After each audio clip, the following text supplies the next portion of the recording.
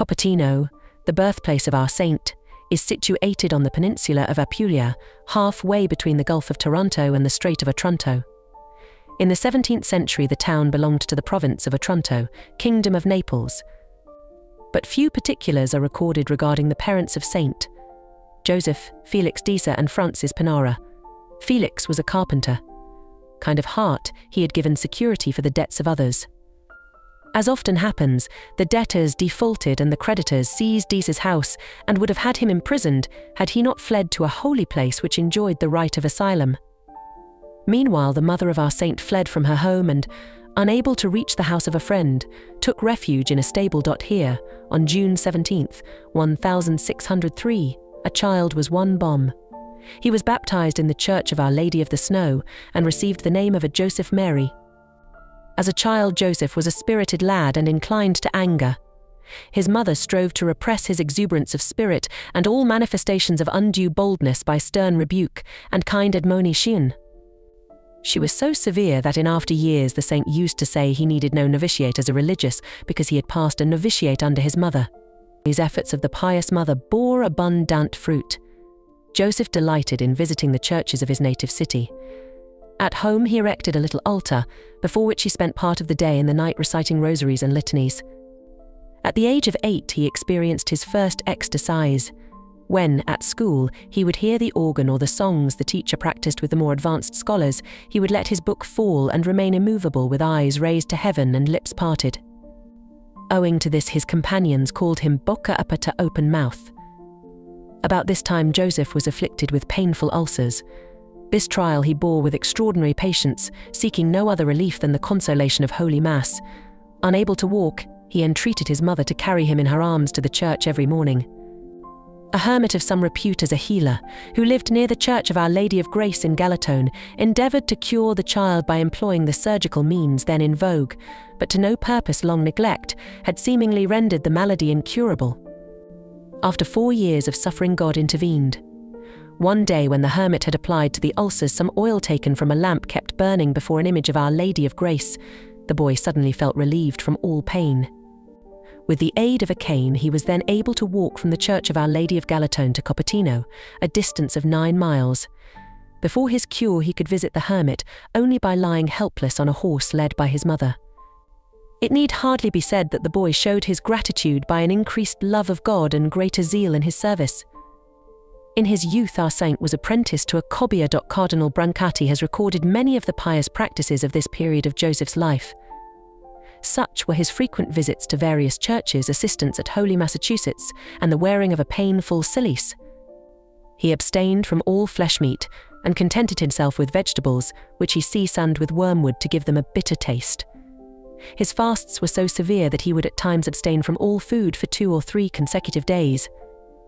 His body was thus weakened, but his spirit was so lifted up to God that, when asked why he had eaten nothing, he would reply with charming grace, "I did not think of it." With the years there grew upon Joseph a desire to leave the deceitful world and unite himself more closely to God. Feeling a great attraction to the order of conventuals, he applied for assistance to his paternal uncle, Father Francis Disa, a religious of that order. This priest, however, regarded his nephew as unfit for the exalted dignity of the priesthood because of his lack of education, and was unwilling to assist him. In spite of this refusal, Joseph persevered in his resolve to enlist under the banner of the Holy Patriarch St. Francis, whom to follow he felt called by a continued inspiration of God. He therefore humbly requested Father Anthony of Francavilla, our provincial of the Capuchins, to receive him into the order as a lay brother. His request was granted and he received the habit, taking the name of Stephen, in the monastery at Martina in August, 1620. The path of the novice was beset with difficulties. He was employed in the kitchen and refectory, but displayed a woeful lack of ability. At times he could not distinguish wheat bread from rye bread. Often he broke dishes by letting them fall, upset pots in putting wood on the fire, and committed other blunders of a similar nature. Some have ascribed this awkwardness to a defect of sight. Another and truer explanation is that his surroundings inflamed him with the fire of divine love to such a degree that his soul was continually enraptured. God, whose ways are wonderful, permitted that after a trial of 8 months Joseph was dismissed from the novitiate and deprived of the habit. This pained him so much that in after years he said, "It seemed to me as if my skin was torn off with the habit and my flesh rent from the bones." Little care had been taken of Joseph's secular apparel since his investment. His hat and shoes and stockings were not forthcoming, and bare of head and foot he set out for Vetrara, where his uncle, Father Francis Disa, was then preaching 11 the Lenten sermons. By thus avoiding Copertino, he meant to escape ridicule and reproach. On the way he encountered great dangers. A number of savage shepherd dogs set upon him. The shepherds came to his aid, but, owing to his unusual guise, suspected him of being a spy of the banditti and were about to lay violent hands on him when fortunately one of them recognized him. They then spoke kindly to him and gave him some bread. Finally, a horseman of terrific form appeared to him with a sword in his hand, crying, "Halt, spy," as if he were a spy of the royal government. Hardly had the saint gone a few steps farther when, on turning about, he found the rider had disappeared from the vast plain, and said to himself, "It was Malatascasiana to denote the evil one, who wished to frighten me and drive me to despair." On his arrival at Vetrara, he prostrated himself before his uncle and patiently bore his reproaches of good-for-nothing and vagabond. To his uncle's query as to his strange attire and visit, he replied in simple humility, "The Capuchin fathers have taken the habit from me, because I am good-for-nothing moved by compassion." His uncle kept him till Easter, which in that year fell on April 11th, and then secretly brought him 13 to Copertino. Joseph bore with invincible patience the upbraidings of his mother, who treated him with apparent severity, but in her heart loved him dearly. With tears she besought the civil authorities not to imprison him because of the debts of his father, who had died. Assisted by Father Francis Disa, Father John Donatus, 14 and other friars of the convent at Grotella, she finally obtained his admission as tertiary into the order of conventuals. To Joseph the investment as tertiaries of happiness. Even though he was employed in tending the mule and in other servile occupations about the monastery. After some time he was appointed associate of his maternal uncle, Father John Donatus, a religious of great piety and learning. His new duties served to augment in his heart the flame of divine love. When he was sent out to gather alms for the needs of the monastery, the people were moved by his poor habit, his modest conduct, the charm and simplicity of his kind words, and so gave freely and generously. At the same time he aroused in them a horror of sin, zeal for virtue and love of God. Within the monastery, his life was one of humble perseverance in lowly and fatiguing labour, and of ready obedience at the word, or even beck, of each religious. To mortify his body he wore not only a cilice, but in addition an iron chain about his loins. He fasted strictly without intermission, and to gain more time for prayer, slept but little, and this on a bed which consisted of 3 boards, a much worn bearskin and a rough pallet of straw. God's design was that Joseph should become a priest in the order of conventuals. The religious regarded the pious tertiary with favour, and at the provincial chapter held at Altamura, he was received into the order as a cleric, June 19th, 1625. He retained his baptismal name, Joseph, and joyfully began his novitiate in the monastery at Grotella. With great earnestness he endeavoured to live for God alone and to acquire the knowledge necessary for the priesthood. He attained to a high degree of perfection by his withdrawal from all association with men in order to commune uninterruptedly with God in meditation. Other means which he employed were humility, patience, and obedience. Regarding himself as the most despicable sinner on earth, he often said he had received the habit out of pure mercy. He patiently bore the severest reproaches for faults he had never committed. With alacrity he executed the most difficult and seemingly impossible tasks, which his superiors imposed on him to probe his virtue. To this obedience was added severe mortification of the flesh, in short, the practice of all virtues, which in time led his fellow religious to consider him as a model of holiness. In studies Joseph made but little progress, and was therefore often harshly rebuked by his novice master, to whom he would reply, "Have patience with me, you will thus acquire merit." In spite of his poor progress in learning, he was admitted to solemn vows because of his great virtue and made his profession amid tears of joy. Trusting in God and his Holy Mother, whose powerful aid he had frequently implored, he received minor orders without previous examination, January 30th, 1627, subdeaconship February 27 of the same year, and deaconship March 20th. The examination on the latter Occasion he passed in a providential manner for the passage of the Gospel beginning with the words, "Blessed is the womb that bore thee," which the Bishop of Nardo gave him to explain, was the only one he had learned by long study and could well interpret. He was finally ordained priest 16th March 28, 1628, by the RT. Rev. John Baptist Detti, Bishop of Castro. This prelate was so pleased with the learning of the friars whom he had examined first, that he considered the others, among whom was Joseph, to be equally well prepared, and ordained them without examination. After ordination, Joseph returned to the monastery at Grotella, and before the image, which is venerated there, humbly thanked Our Blessed Lady for the dignity of the priesthood. He said his first Holy Massachusetts with great fervour and lively faith, and was favoured with heavenly enlightenment. On touching the sacred body of Jesus Christ, he was seized with a holy dread, and believing himself unworthy of so sublime an office, he prayed for purity of heart and hands. Prompted by great love of God, he resolved anew to die entirely to the world and to lead a supernatural life. To have left the companionship of men for a narrow and dark cell seemed to the saint a small sacrifice, and so he likewise left the company of his brothers in religion. He often retired to a small room above the vault of the church, or to a chapel dedicated to grove near the monastery, and there prayed unceasingly, meditated on divine things, and experienced sweet ecstasies and rapturous flights.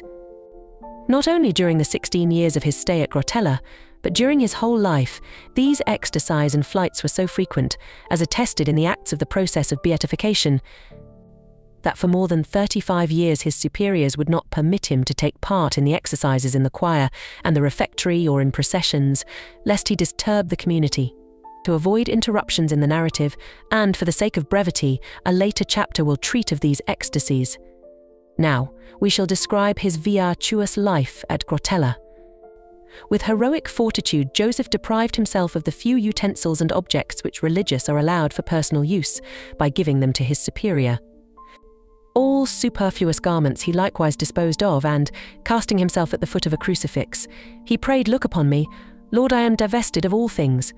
Thou art my only good, I regard all else as a danger and ruin to my soul." About this time he felt such sadness of heart and such privation of heavenly consolation that he suffered agonies, and this trial continued 2 full years.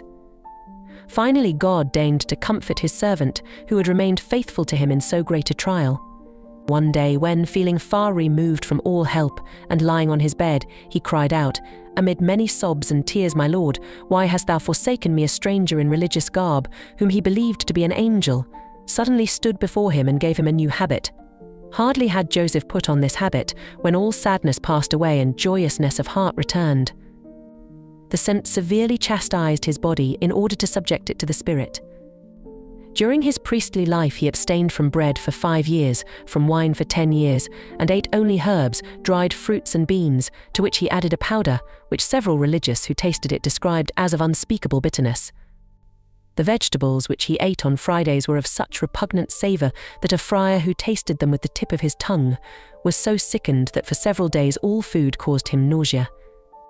The saint's fast was practically uninterrupted, for he observed the 7 fasts of 40 days each, practiced by St. Francis, so strictly that for the most part he abstained from all food except on Sundays and Thursdays. He sustained life by the bread of angels, which was his daily food. No matter how faint he felt before receiving Holy Communion, after receiving he was strong and of healthy colour. His weakened stomach could bear no meat, and once, when he ate some out of obedience, he had to vomit. At times his throat would close, so that he could take food only with difficulty.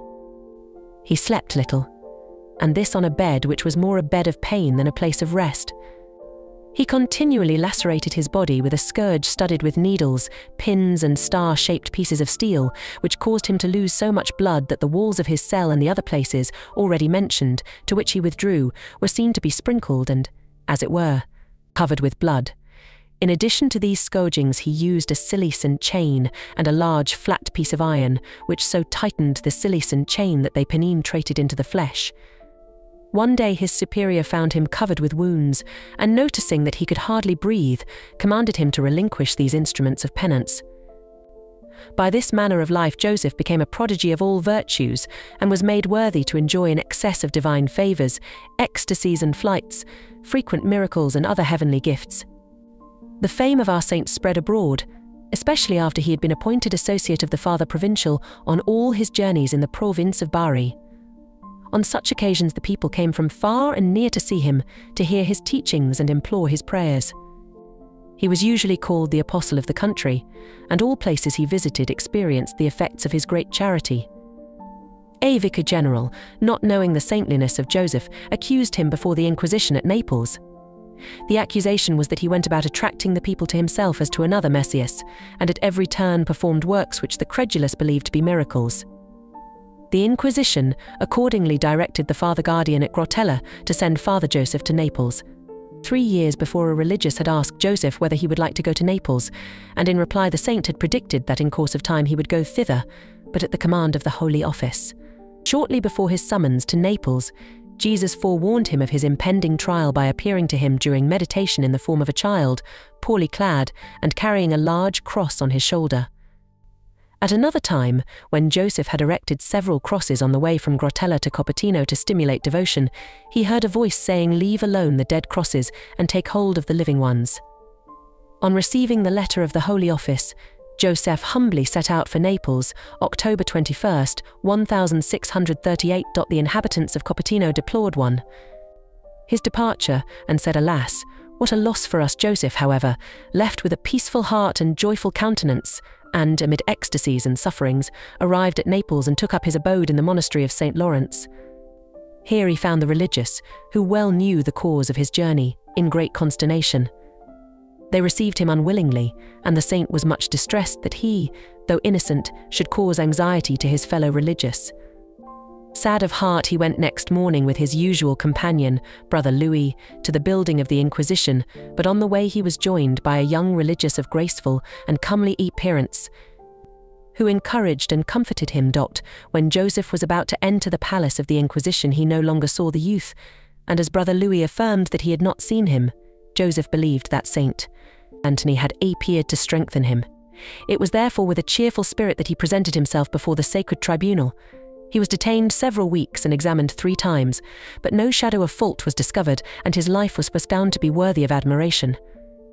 On seeing him dismissed so soon and with such honour, his brethren in religion rejoiced much that his holiness had stood the test and had been found pure and free from hypocrisy. After this his piety became better known, so that many people of Naples, even nobles, came to see him and make his acquaintance. Joseph alone did not share this high opinion of his person, but styled himself a sinner, who knew not how to live with his brethren in religion, and deserved to remain with the beasts of burden. This he saw Ligorio at Naples. At the command of the Inquisition he had said Mass in their church, dedicated to Saint Gregory of Armenia, and there was raised in ecstasy above the altar. This occurrence so increased the fame of His Holiness that it penetrated to the royal palace, and the viceroy with his wife and court wished him to say Mass in their chapel. Difficulties intervened. The function was postponed, and in the meantime the saint left the city and thus evaded the contemplated honour. Upon the command of the Holy Office, Joseph had left Naples for Rome with important messages for the Father General of the Order. During this journey his spirit was absorbed in contemplation of divine things. On seeing the holy city, the centre of the Catholic world, he desired to enter it in poverty, after the example of his Holy Father, St. Francis. When therefore they had come to the walls of the city, he bade his companion, Brother Louis, to lay their last piece of money, a small silver coin, on a stone for the benefit of the first one who should pass.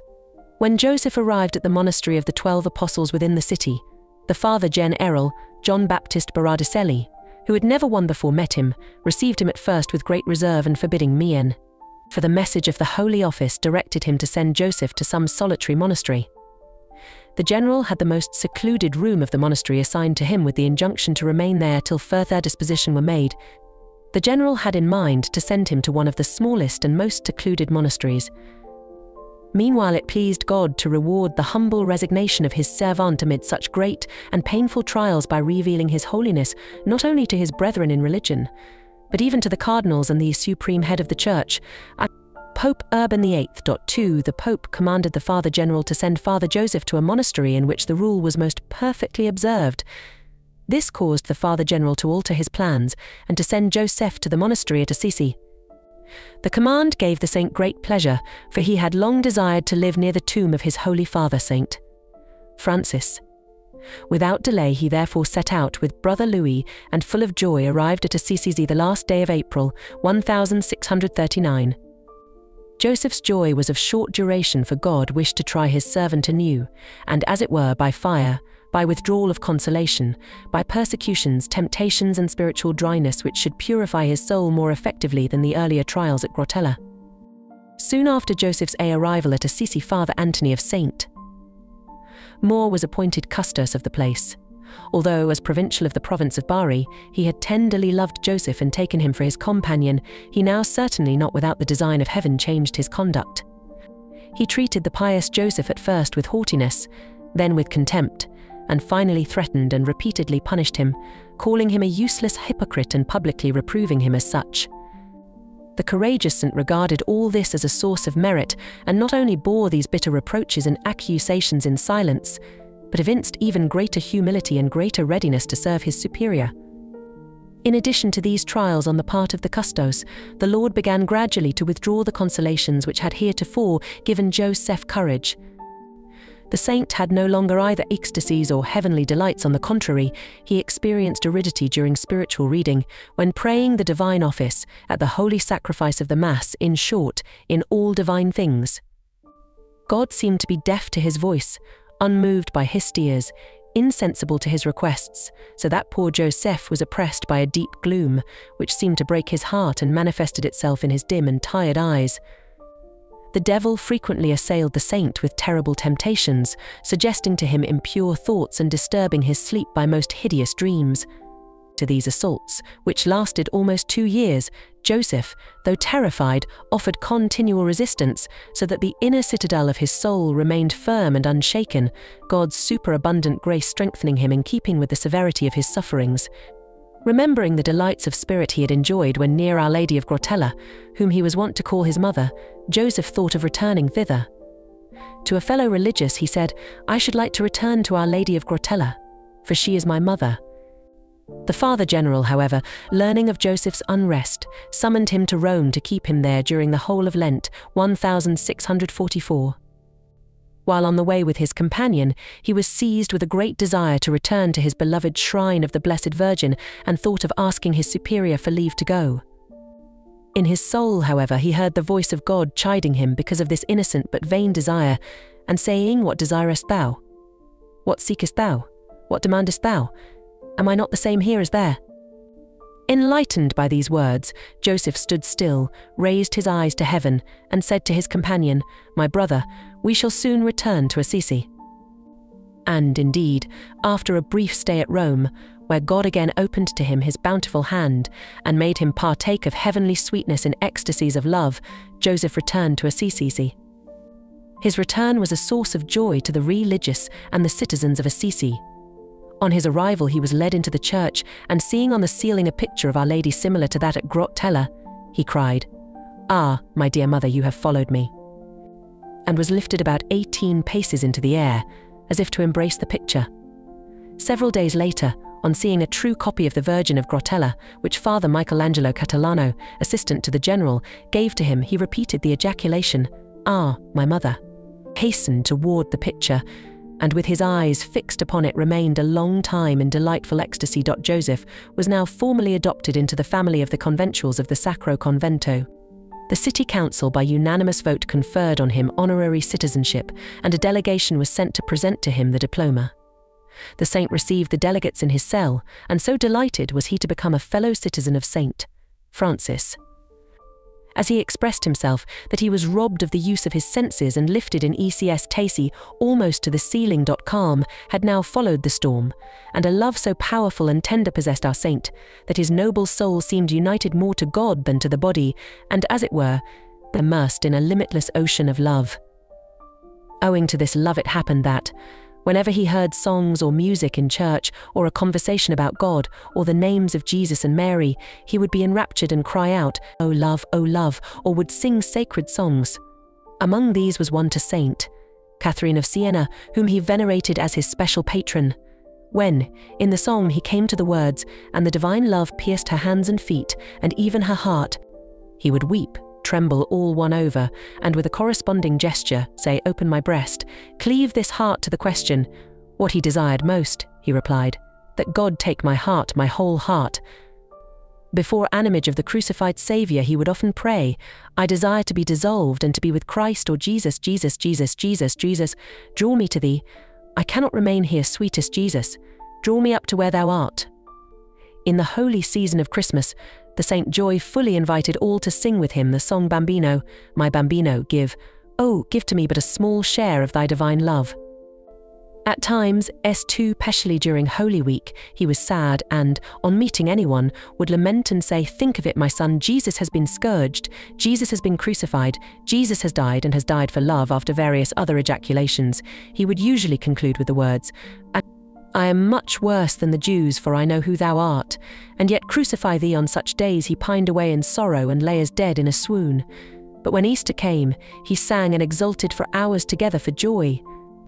And on Pentecost he would glow with the same divine fire and display a like jubilation of spirit. By such manifestations of holy love, he aroused similar sentiments in the hearts of others and endeavored to stimulate them still more by saying to them, "Love God, for he who loves is rich without knowing it." His desire was that the whole world should love God. He therefore wept on seeing how men offend God by so many sins, and because of this felt such agony that blood gushed from his mouth. Gladly would he have shed his blood in martyrdom, and to accomplish this, desired to accompany some missionary as companion and servant to the heathen. Wishing to see all have a like desire, he would ask each religious, even the novices, "Would you gladly die for Jesus Christ?" And when they answered in the affirmative, he would exult in his heart and manifest unusual joy. The saint's love at times found expression in words that show his desire to be utterly unselfish. "My Lord," said he, "even if I knew that thou hadst predestined me to hell at my creation, yet I would follow thee in every possible way and serve thee by all such works as have been practised by the greatest saints of paradise." In this event, he would have wished to be alone, so as not to hear the blasphemies and curses of others. He therefore added, "I would wish to be in a place apart, so that I should not hear the others blaspheme and curse. In that solitary place I would bless and praise God in spite of hell." This love, of which Pseudo-Dionysius says that it is the cause of ecstasies, was the inexhaustible fountain from which the heart of Joseph drank and was filled and, as it were, intoxicated with ecstatic delight. Divine love had influenced the soul of Joseph from earliest childhood, and as a boy he experienced the first impulses of rapture, which later, when he had become a priest, grew to deepest ecstasies. These recurred until his death, and often followed one another at such brief intervals that one might regard them as continual. The least thing pertaining to God sufficed to cause him to cry out and to lose the use of his senses. No doubt could be entertained as to the truth and vehemence of this influence of divine love. For, when pricked with needles, struck with iron, burnt with a torch, or touched on the apple of the eye with the tips of the fingers, he did not move in the least, and only returned to the use of his senses when God allowed him a respite or obedience called him. These ecstasies were so astonishing and frequent that hardly any other saint is known to have received of God such a superabundance in this regard. To satisfy the curiosity of the reader, and to make this narrative at once brief and clear, we shall now relate some of the many ecstatic flights in the order of time as they occurred in the various places where he lived. We begin with Copertino. Once, on Christmas Eve, when Joseph heard the sound of the bagpipes and flutes of some shepherds, whom he had invited to celebrate with him the birth of the heavenly child, he began to dance because of excessive joy, and with a sob and a loud cry, flew as a bird through the air from the middle of the church to the high altar, a distance of almost 40 feet. There, he remained about a quarter of an hour in sweet rapture, without, however, disturbing any of the many lighted candles or burning his clothes. The shepherds marvelled exceedingly. Great was the wonderment of the religious and the people of Copertino on the occasion of a procession on the feast of Saint Francis. Joseph, dressed in a surplice, rose up to the pulpit, about 15 palms from the floor, and remained a long time suspended in ecstasy with outstretched arms and bent knees. Marvellous, too, was his rapture during the night of Holy Thursday, while praying with other religious before the Holy Sepulchre, which was erected above the high altar and lit with many lamps. Suddenly he rose in direct flight to the chalice, in which his divine treasure was enclosed, but without touching any of the many decorations, and only after some time, when called by his superior, did he return to his former place. At times he made similar flights to the altar of St. Francis, or, while praying the litany, to that of Our Lady of Grotella. Very remarkable was his exuberance of love when the saint erected a Calvary on a hill between Copertino and the monastery at Grotella. 2 crosses were already placed, but 10 persons with united effort could not raise the third, which was 54 palms high and very heavy. On seeing this, Joseph, full of ardor, flew about 80 paces from the portal of the monastery to the cross, lifted it as easily as if it were a straw, and placed it in the hole prepared for it. These crosses were the object of his special devotion, and from a distance of 10 or 12 paces, he, drawn by his crucified Saviour, would rise to one of the arms or the top of the cross. One day a religious was speaking with the saint about the descent of the Holy Ghost on the apostles. Just then a friar happened to pass with a burning candle in his hand, at sight of which Joseph uttered a cry and flew 4 paces into the air, inflamed with the fire of the Holy Ghost. Another time, hearing a priest say, "Father Joseph, oh, how beautiful God has made heaven," he flew up on an olive tree and remained there half an hour kneeling, and it was a strange sight to see how the branch which bore him swayed as lightly as if a small bird rested on it. On one occasion Joseph was present at the investment of several nuns in the church of St. Clare at Copertino. As soon as the choir intoned the antiphon, "Come, thou bride of Christ," he was seen to hurry from the comer in which he knelt towards the confessor of the convent, a member of the order of the Reformity, grasp him by the hand, lift him by supernatural power from the floor, and rapidly dance about with him in the air. It would lead too far to recount all the raptures and flights through the air while the saint was at Copertino. Suffice it to say that, according to the acts of his beatification, more than 70 such flights were recorded, not counting those which occurred daily at Holy Massachusetts and generally lasted 2 hours. After the saint left Copertino, the same fire of love burned within him and manifested itself in the same miraculous manner. It may interest the pious reader to learn of some of the many other raptures which, till the end of his life, were an object of the greatest admiration wherever he lived. At Nardo, where he stayed for a time after leaving Copertino, he was seen to be lifted up in ecstasy in the church of St. Francis, to the terror of those present. Another time, on seeing an ecce homo picture, he remained immovable as a statue in a house whither he had gone to heal a sick person. In another house, on hearing a song, he rose with his customary cry to a kneeling posture on the edge of a table. Later, when he came to Monopoli on his way to Naples and was led by his fellow religious to the monastery church to see a new and beautiful statue of St. Anthony of Padua, he rose at sight of it from the floor and flew a distance of 15 paces to the image of the saint on the altar and returned in like manner to his former place. But scarcely had he recovered from his first rapture when he fell into a second, for, while the litany was being recited, he flew to the altar of the Immaculate Conception and back through the air to his original place. The city of Naples likewise witnessed his wonderful flights. One day when, at the command of the Inquisition, he had said Mass in the private chapel of the church of St. Gregory of Armenia, belonging to the nuns of St. Ligorio, he suddenly rose with a loud cry from a corner of the chapel where he was praying, flew up to the altar, and remained standing there, bending over the flowers and candles with arms spread in the form of a cross, so that the nuns cried out, "He will catch fire."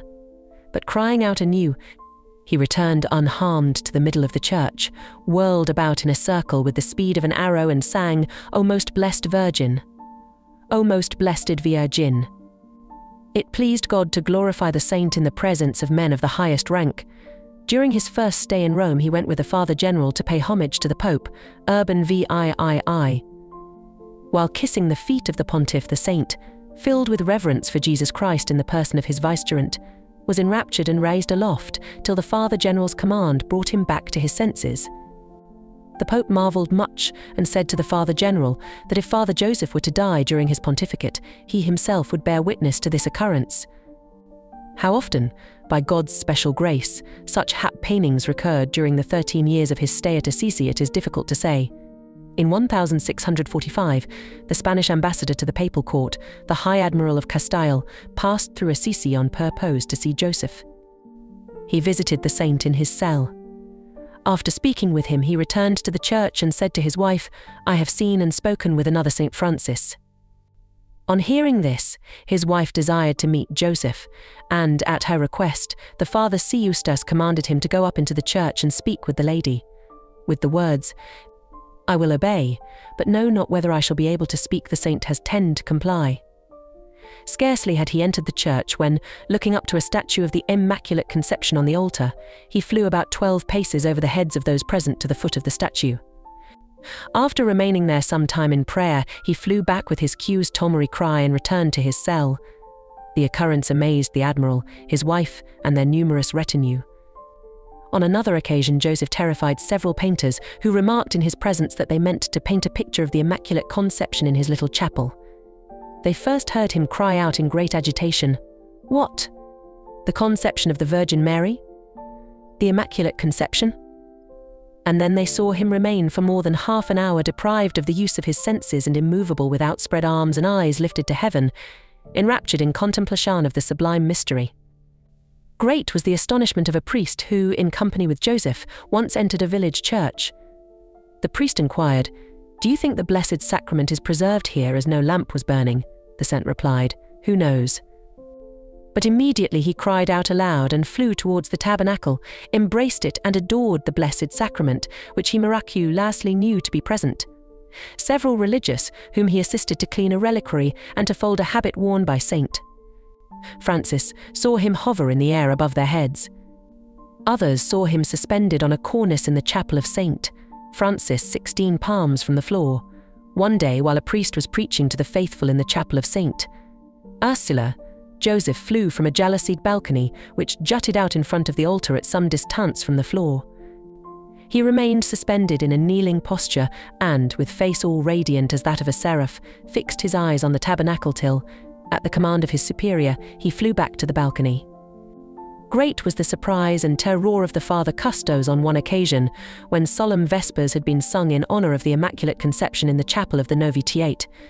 Joseph entreated the Father to repeat with him the words, "Beautiful Mary." He then seized the Father and, pressing him close and exclaiming with louder voice, "Beautiful Mary, beautiful Mary," rose with him into the air. To avoid prolixity, we will omit other ecstasies and, in conclusion, relate one of the most marvellous, which was occasioned by a deranged nobleman, Baltasar Rossi of Assisi. Bound to a chair, this nobleman was brought to Joseph, that he might pray for his recovery. The man of God commanded that the patient be freed and forced to kneel in his oratory. He then touched his head and said, "Chevalier Baltasar, doubt not, but commend yourself to God and his Holy Mother." With these words and uttering his usual cry, "Oh!" he seized the nobleman by the hair and lifted him from the floor as he rose in ecstasy into the air.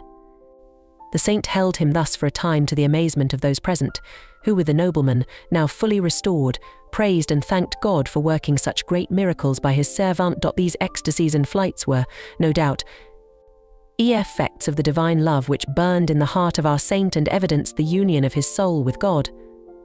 Father Jerome Rodriguez, a pious and learned priest of the Society of Jesus, once said after conversing with Joseph, he is perfectly united to God and his heart is more disposed to this union than powder is to be ignited by the smallest spark.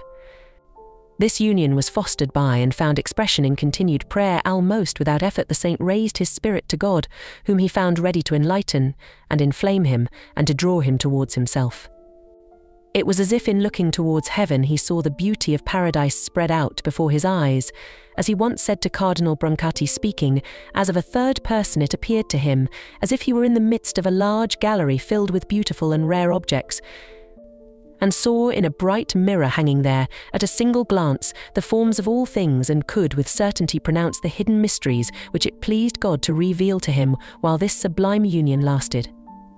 His customary cry was an effect of the inner fire which could not be confined to his breast, but forcibly broke forth from his lips, as he himself said, though again as of a third person, like to powder proceeding from the cannon's mouth, causing a loud report. This great vehemence often raised with the soul the body and any object he happened to have hold of. He even sang and danced during these joyful ecstasies. By reason of his abstraction from earthly things, the saint often did not understand what others said to him, or gave answers which plainly showed that he used natural things only as a ladder to mount to the contemplation of the supernatural. Once, on a journey, he met several women, and when a religious asked him whether he recognized them, he replied, they were perhaps the Blessed Virgin Saint, Clare and Saint Catherine. Other times, when asked regarding other persons, he mentioned various saints. He was very attentive when reciting the canonical hours or saying his prayers, as is evinced by his many tears and the impression of his knees at the foot of the altar and on the floor of his oratory. He prayed with lively faith and firm hope in God and said to others, "Children, trust in God alone, for God alone can provide for you. Men fail, God never fails, and again, he who has faith is Lord of the earth." As to himself, he said that he trusted in God, and that he was like a man cast by accident on an ocean reef, where, surrounded by water, he could expect no help but from God alone. If necessary, he would remove mountains in the strength of this faith, from one end of the earth to the other. This lively faith it was that rendered his prayers effective. He once prayed that Copertino and its territory be spared in a severe storm, and the hurricanes ceased at once. At another time he prayed while a heavy downpour of rain frightened the inhabitants and threatened the vicinity of the convent at Grotella. When, after his prayer, he ran out of the church and cried, "Dragon, dragon," the clouds fled before him and the sky cleared. Once, when the heat of the sun had parched the fields near the same place, a procession was held to implore aid, and as the saint had foretold, a plentiful rain fell immediately after. It was owing to Joseph's prayers that Alcide Fabiani, a surgeon, passed unnoticed 6 assassins who sought to waylay him on his return from Spello to Assisi. By his prayer he saved the Father General of his order from the danger of drowning in a deep trench, called Canara, near the village of Montefelco. The father, with his frightened mule, had fallen from a bridge, and in falling had commended himself to Joseph, who was then still living. On seeing the Father General later, the saint said to him, "Certainly, my dear Father General, you were in great peril, for you had a dangerous fall at 10 o'clock, just as I was saying Mass, and I prayed to God for you." The efficacy of his prayers is strikingly shown in the conversion to the Catholic faith of a Lutheran prince, John Frederick, Duke of Brunswick. While visiting the principal courts of Europe, in the year 1649, the prince, then 25 years of age, came from Rome to Assisi expressly to see Joseph, of whose fame he had heard in Germany. On his arrival at the monastery, he was given lodging in the rooms reserved for persons of rank, and as he wished to speak with Joseph and then continue his journey, he, with 2 of his retainers, one a Catholic, the other a Protestant, was led next morning to the door of the chapel, where the servant of God was saying Mass. The saint, who was not informed of their presence, was made aware of it when about to break the sacred host, which he found so hard that, in spite of all his efforts, he could not break it, but had to replace it on the paten. Fixing his eyes upon the host, he wept, and with a loud cry rose in kneeling posture about 5 paces into the air.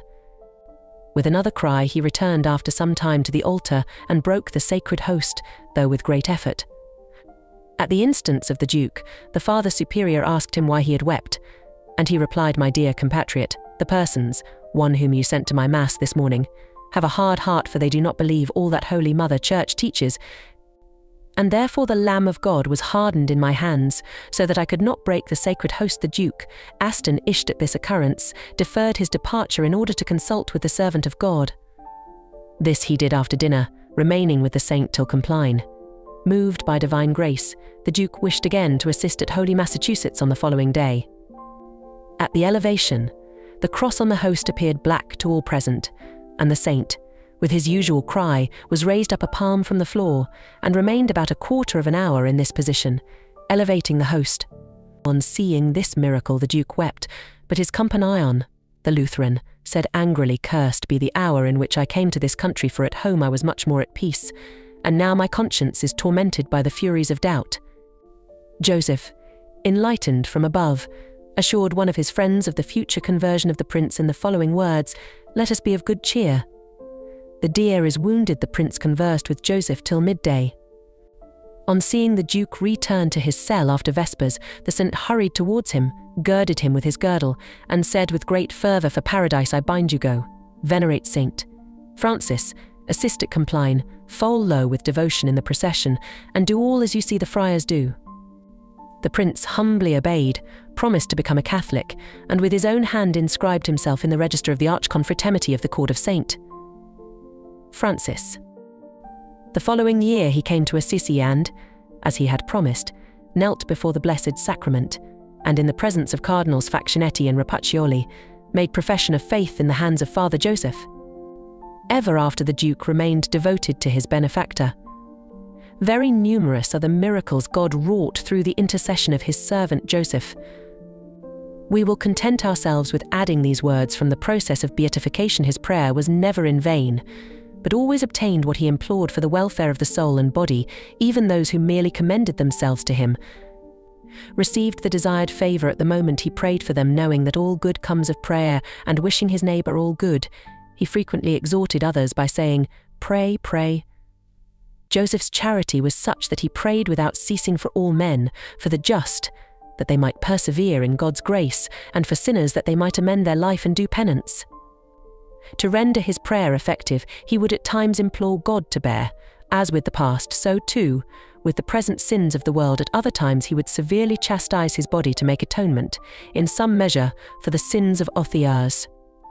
When others recommended themselves to his prayers, he would kindly reply, "Take refuge to God, and I on my part will not fail to pray for you." When such as were troubled with doubts came to him, he repeated to them the words, "Scruples and melancholy I tolerate not in my house." After counselling and comforting them, he would in such cases jestingly take a broom, sweep them from head to foot, and say, "See, I have taken all scruples from your back. Do good, have a pure intention, and cast off all doubts." Whenever he saw or heard of dissensation, he was very desirous to put an end to it, and usually succeeded in restoring peace. His conversation was unaffected, yet so interesting that he captivated the hearts of all who heard him. It was his wish that all should be upright and gentle in their intercourse. He detested deceit, pride, and ostentation, and exhorted all, even his superiors, to compassion, gentleness, and love. He frequently repeated such sayings as love, "Oh, love! He who has love is rich, and knows it not. Who has not love has nothing. He is unhappy without knowing it. Love and charity make for happiness." On seeing anyone perform an act of charity, he rejoiced and would even embrace such a person, as he once did a religious who had put an end to a dissension between certain persons by pacifying their anger. He said to him, "God bless you, my dear son. May Saint Francis bless you, for you have acted as a true son of his." This tender charity he recommended to others and practiced himself, even towards those who offended him. One who had insulted him was rewarded by a miracle. Another who had wounded him with a knife because of a reproof, he won by gentleness and forbearance, at the same time advising him of his approaching end. Yet another, who was on the point of attacking him in anger, he tenderly embraced. Another fruit of his charity was his zeal. In the monastery he severely reprimanded those who transgressed the rule, and admonished his superiors to be vigilant. Sometimes he impetuously approached and reproved the transgressors, as once at Assisi, on seeing two persons engaged in vain discourse in the Basilica of St. Francis. The saint sought to heal the secret wounds of the soul, which he knew by heavenly enlightenment. Thus he freed Alfonso of Montefuscolo from temptations against chastity which beset him, and at Copertino induced a lady of Vegli to bum a charm she was making. A person of distinction once brought to him a young nobleman who was in a state of mortal sin. The saint said, "Who is this Moor whom you have brought to me? Do you not see that he is black?" Then he turned to the nobleman and said, "Go, my son, and wash your face." When the man returned to him after a contrite confession, Joseph said, "Now, my son, you are beautiful. Wash yourself frequently. Yesterday you were ugly as a Moor." To everyone whose soul he saw disfigured by sin, he said, "Oh, how ugly you are. Go, adjust your bow." By this latter expression he meant their conscience. As Joseph, with Christian candor, revealed their faults to those who had fallen into sin, that they might repent, so he kindly cared for those who were in danger of falling, or were tempted. A priest of Spello, who was about to sully his soul by committing a grievous sin, experienced the effects of Joseph's charity. Beset by a severe temptation, and in imminent danger of consenting, it was his good fortune to meet the saint, who pressed his hand and kindly said to him, "My son, resist this temptation with courage, for it is God's will that you offend him not. This I say to you in earnest." By this singular admonition he assisted the priest to conquer. Those who were tempted by evil spirits he advised to receive the sacraments frequently. For, said he, where God dwells, the enemy of God cannot easily approach, and in the long run God always conquers, because by his grace he can do more than the devil by temptations. The charity of our hero was not restricted to the faithful, whom he would lead to God, but reached out to infidels. He spoke with great tenderness and compassion of their unhappy state, and would gladly have undertaken anything for their conversion. It happened that once, when praying for them and meditating on the inscrutable mysteries of divine providence, he was enraptured for a long time. On coming to himself, he wept bitterly, and said to those about him, "My children, pray for the just and the sinners, pray for the heretics, Turks and infidels in short, pray for all, for we are all redeemed by the most precious blood of Jesus Christ." His charity extended also, as far as obedience would permit, to the bodily needs of his fellow men. Even in the seclusion of his cell he knew by divine enlightenment of their wants and aided them by his prayer. Where he had full liberty to act, he hastened to the aid of the sick within and without the monastery, admonished them to resign themselves to the will of God, and cheered them by words of good counsel. With joyful countenance he would kindly say to such as feared death, or were sad for other reasons, "Be of good cheer, God will provide for you." He was ever ready to render them the most humble services. He lifted them up, fed them, and bandaged their wounds. In short, his love for the sick was so great that his fellow religious were accustomed to say, "It were better to be sick than to be well," when with Joseph, as in the former case he lived only for the sick, in the latter only for himself. His charity toward the sick was, moreover, so pleasing to God that he glorified the saint by miraculous cures. The affection of his tender heart was manifested especially during a disastrous famine in Sicily and the adjoining provinces. He wept and prayed without ceasing to implore aid from God, and as he was not allowed to beg for the soup pot of the hungry outside the monastery, he anxiously went about within the precincts of the convent to comfort and cheer at least his spiritual brethren. Gratitude prompted him, in view of his piety, to reward his benefactors by thanking and blessing them, by praying for and promising ever to remember them. Once he spoke winningly to a surgeon who had rendered him aid, "Be blessed for the great kindness you have shown me. God will reward you for it, and I will not forget to pray for you when I shall come to the abode of the blessed." Joseph's gratitude towards the Blessed Virgin Mary, to whose intercession he ascribed all benefits he received from God, was most extraordinary.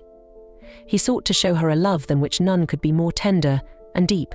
In infancy his mother instilled into him devotion towards Mary. He was accustomed to call Mary his mother. It is difficult to tell how eagerly he served and honored her. He adorned her images with flowers and devoted the most fervent affections of his heart to her.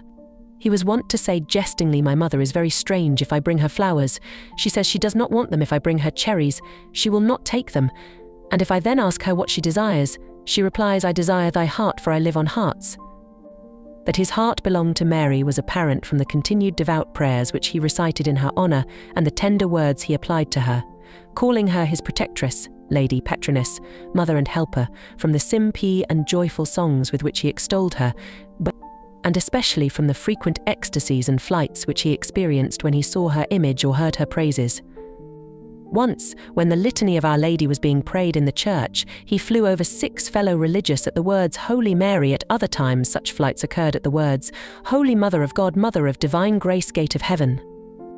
Even on hearing the name of Mary he was often enraptured and lifted from the ground. His heart melted at the thought of the beauty of the Queen of Heaven. One day, while he was saying Mass, many persons saw him enraptured and lifted into the air, and heard him exclaim with tears in his eyes, "Praise her, ye holy angels, with your songs, for I pine away because I cannot worthily praise her."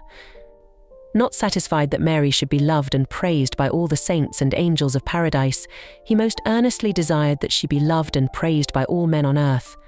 Some citizens of Copertino once came to the monastery at Grottella to visit him. "Why have you come?" he said to them. "Do you wish to visit Our Lady?" When they replied in the affirmative, he continued, "And what have you brought?" They replied, "The office and the rosary." "What office? What rosary?" he asked, for he well knew they had come out of curiosity. "My Lady wishes more, she desires the heart and the will." By these words he inflamed their hearts with love for Mary and, bidding them kneel, prayed the litany with them as he was easy accustomed to do with all who came to his cell. He also admonished all to repeat often the words, "Mary, thou refuge of sinners, Mother of God, be mindful of me."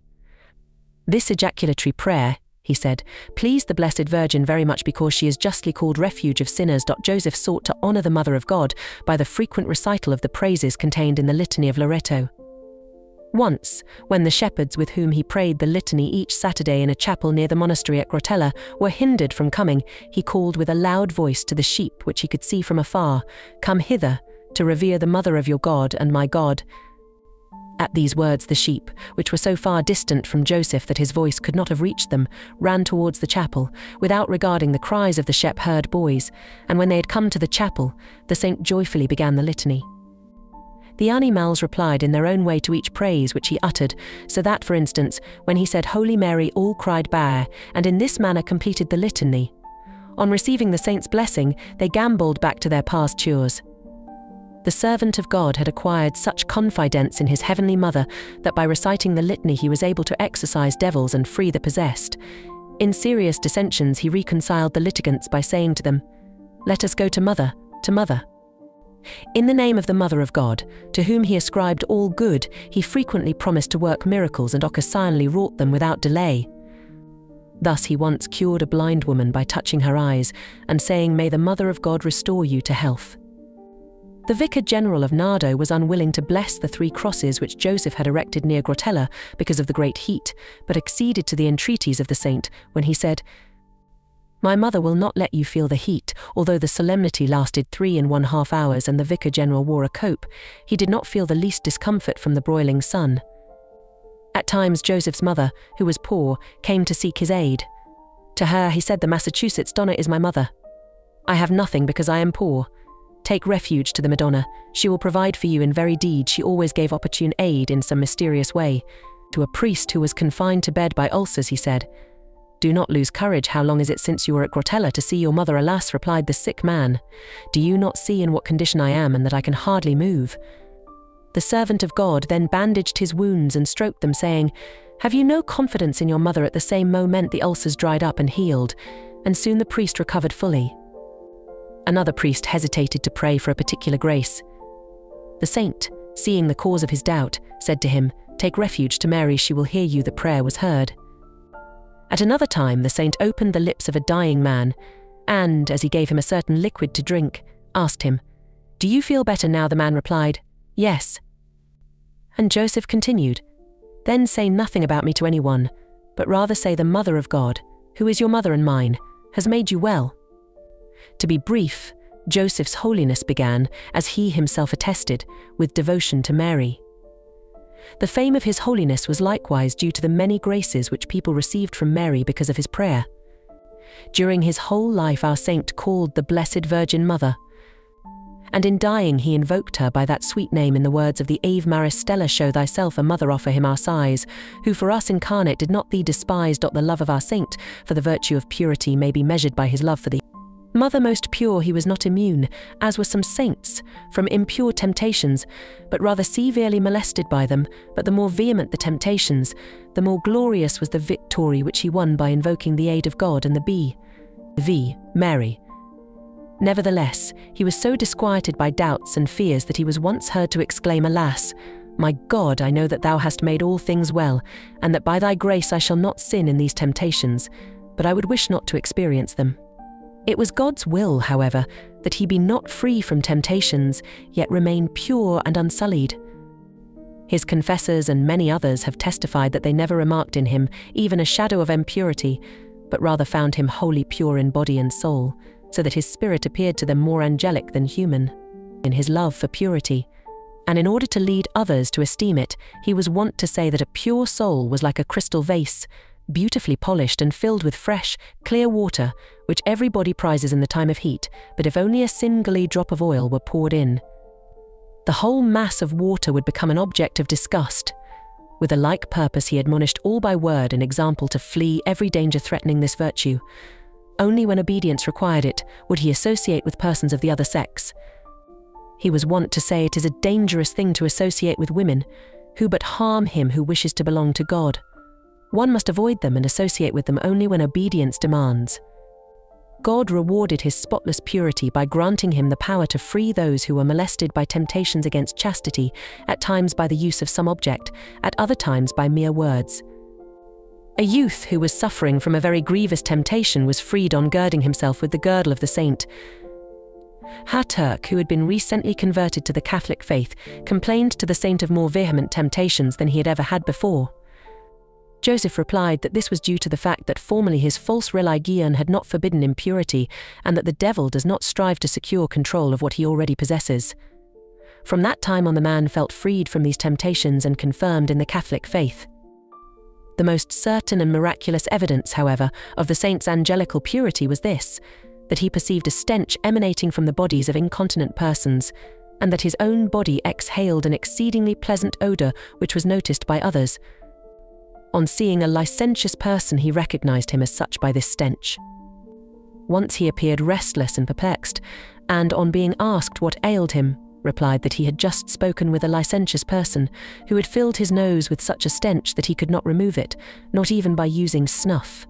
To fill others with a horror of the vice of impurity, he was wont to say that the impure stank before God, before the angels and men. The best proof of Joseph's purity, said Cardinal Brancati, was given to all those who associated with him or only touched an object belonging to him, for there emanated from him a most pleasant perfume, which clung for a long time to all things he used. Even the rooms through which he passed long retained this unusual odour, and to find the way he had gone, it sufficed to follow this odour, this perfume which he diffused was regarded by all as supernatural, for it could be compared to no other perfume than that which emanated from a breviary of Saint Clare, preserved in Assisi, and that of the shrine in which the remains of Saint Antony are laid to rest, and which those who have perceived it have called a fragrance from paradise. Arson excelled in religious poverty. Although religious are permitted the use of many articles of food and clothing, yet he wished to be bereft not only of all superfluities, but even of most necessaries of life. His habit was ever the worst he could secure, and under it he wore a rough undergarment which better deserved the name of a cilice than of a garment. His small clothes were of rough linen. He never dressed otherwise, not even as a protection in the cold sea sun, and put on slippers only when he appeared in public. If questioned, on arriving at a monastery, whether he had brought his clothes with him, he replied that he had certainly done so, referring to the clothes he wore. In his last illness he consented to take 2 white handkerchiefs at the insistence of the surgeon, but when he saw they were made of linen, he said, "They are too fine," and returned them, taking in their stead others of coarser material. His poverty in all other regards was of the same heroic mould. He ate but once a day, and then only a few herbs and vegetables, seldom fish. Several times, when commanded to do so, he ate meat, but, as already mentioned, his stomach always rejected it. He ate alone in his cell, lest his frequent ecstasies caused disturbance in the refectory, and after meals insisted on the removal of even the smallest remnants of food. The furniture of his cell consisted of a prie-dieu, 2 cane chairs, a small table, and several paper pictures of saints. His bed was made up of several boards and a pallet of straw. This uncomfortable and poor bed was so dear to him that once, when he was commanded to use a mattress and linen sheets because of illness, he could not bear this unwanted comfort, but said he felt as if all his bones were crushed. In order to satisfy him, his superior allowed him to use his dear boards again. The saint had a great aversion to money.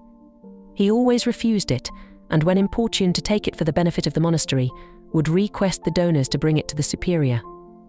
He loathed it so much that one day, when several pious persons had secretly put a silver coin into his cowl, he began to breathe heavily and perspired as if he bore a great weight, and finally exclaimed, "I can bear it no longer." Not until the money had been removed was he again at ease. For the rest, he esteemed himself rich, and with joyful countenance would say that he had nothing, but God provided him with all things. He looked upon God as the source of all good and frequently repeated the words of his seraphic father, "My God and my all."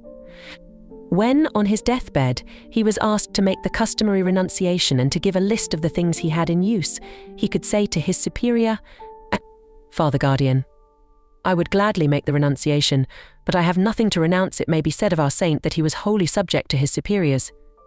He frequently said he would rather die than disobey. He revered his superior as if he were saint. Francis himself, and would not see any defect in him in order that he might not find even a shadow of a reason to disobey. To each superior he disclosed his manner of life and stated his readiness to change it if so directed. He did not wish to do aught without the merit of obedience, so that without the consent of the lay brother, his companion, he would not even open or close the window of his cell. One day, while extreme unction was being administered to Father Caravaggio, his confessor, who was very sick and given up by the doctors, Joseph was enraptured and lifted up over the bed of the sick priest. On returning to himself, he wished to go back to his cell, but on hearing his superior command him to stay, he remained immovable at the place where he stood, not daring to take a step till the superior had given him permission. If commanded to do so, he ate meat, left his cell, spoke to persons, allowed his feet to be kissed, gave to his admirers any object he was using, although he had a great aversion to whatever redounded to his own honour and praise. Once his superior commanded him to eat a confection, and he ate it quickly. When asked by a religious how it had tasted, since he was accustomed to fast on bread and water, he quietly replied, "I merely obeyed." At another time, the Father General commanded a religious to take away Joseph's old habit in order to give it to the Princess of Savoy, who had a great devotion toward the saint and had provided a new habit for him. At first, Joseph, not knowing of the command of his superior, objected, but as soon as he learned of it, he quickly took off his cowl and habit, saying, "If obedience requires it, I am satisfied that you take not only my habit, but also my skin and flesh." On another occasion he said, "If commanded to do so, I would not fear to enter a fiery furnace, and would trust to be preserved uninjured because of the merit of obedience." To induce others to love and practice obedience, he extolled its merits and called it a knife that kills the will of man and sacrifices it to God, a carriage that conveys a man comfortably to heaven, a little dog that leads the blind. "O holy obedience," he often exclaimed, "God himself esteems thee when enraptured. Neither blows nor the application of fire could recall him to his senses, but if obedience called, he returned forthwith."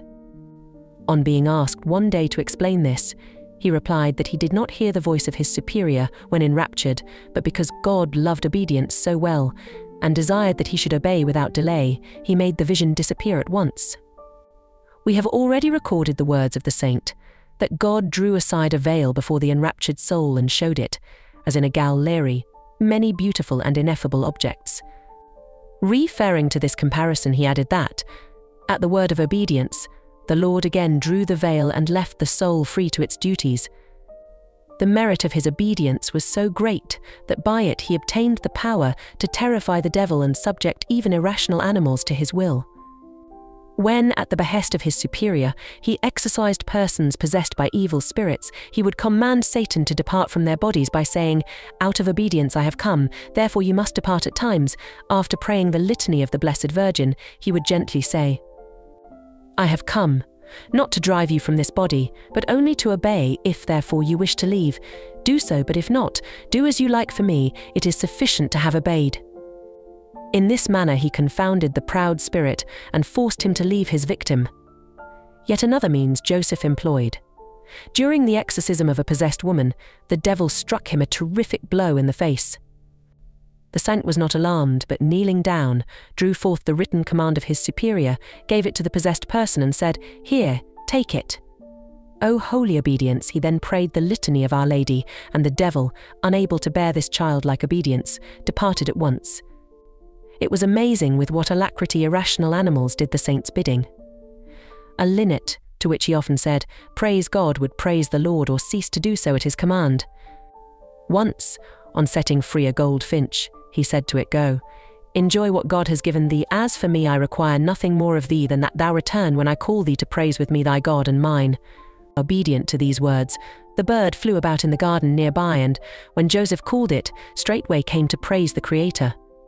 A hawk once killed a finch, which the saint had trained to say, "Jesus and Mary."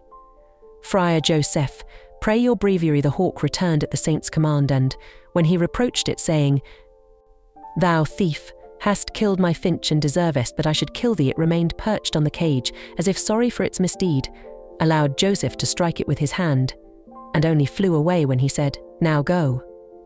This time I will pardon thee, but do not do such a thing again." A ram which had gone mad because bitten by mad dogs was confined in a garden so as to harm nobody.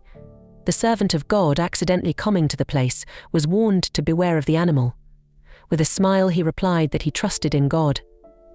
He then turned to the ram, stroked it and said, "Foolish one, what dost thou here?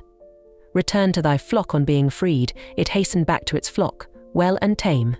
To the nuns of St. Clare at Copertino, the saint presented a white lamb to watch over the discipline of the community. The lamb was always first in all exercises, abstemious, quiet in the chapel, and ever alert to wake the sleepy by butting and jostling, or to remove with hoofs and teeth any vain finery which it observed. When the lamb had died, the saint promised to send the nuns a bird which should prompt them to love God. And thus it came to pass. One day, as the nuns were reciting the divine office, a forest songster perched on the window of the choir and sang most sweetly. And thus day by day the merry warble of the feathered songster accompanied and encouraged the chanting of the nuns, until one day it saw two novices quarrelling and flew between them in an endeavour to part them with its outspread wings and tiny CLWS. One of the novices struck the bird, and it flew away and did not return, though it had been with the community for 5 years. The nuns were grieved because of this and complained to Joseph, but he said, "It serves you right, why did you provoke it and chase it away?"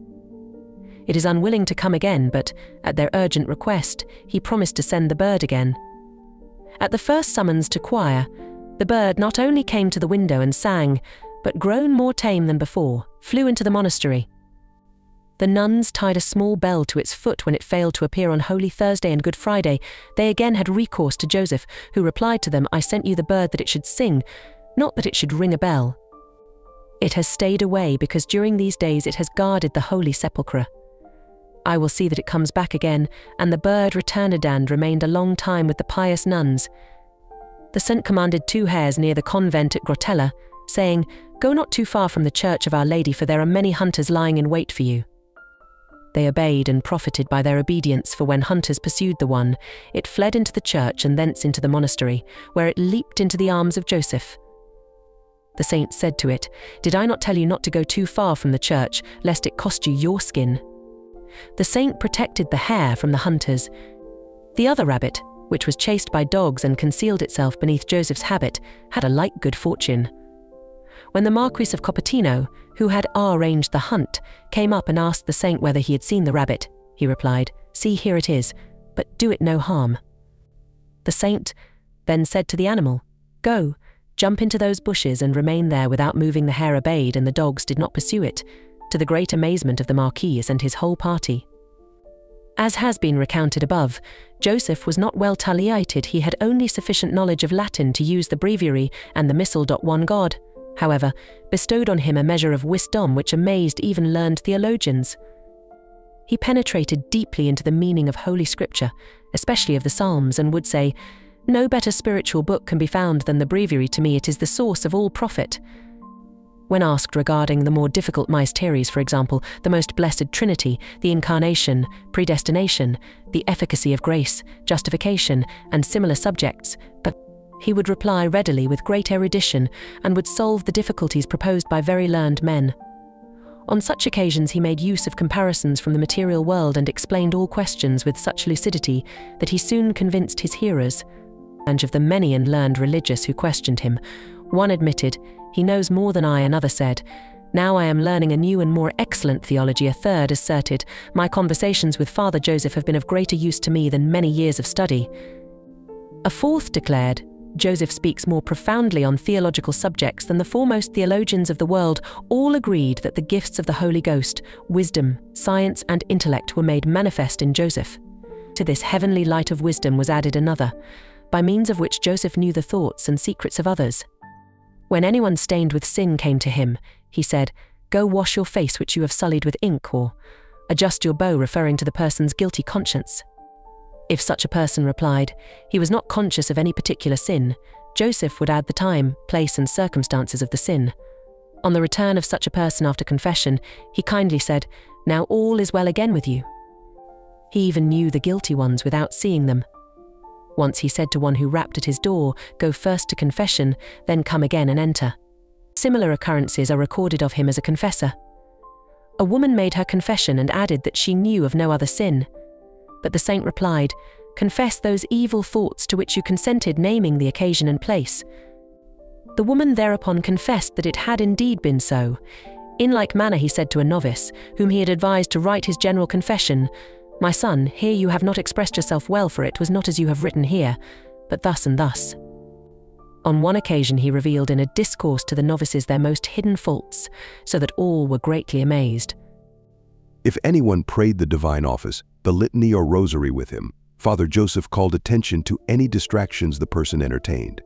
To one he said, "Remain here," thus referring to his wandering thoughts. To another he said, "You have prayed the Our Father very distractedly." Another, who had not yet prayed the office for the day, was asked at nightfall by the saint, "Where is the divine office?" The breviary cries out against you. It is related that people who had not a clear conscience or were slaves to passion dreaded to meet him. As he disclosed faults, so too he often revealed to others their good works and anxieties. Thus he thanked a lady named Elizabeth, whom he met coming from church, for a Salve Regina which she had prayed for him. To a tertiary who feared to reveal to him some doubts which troubled her, he said, "Why do you fear?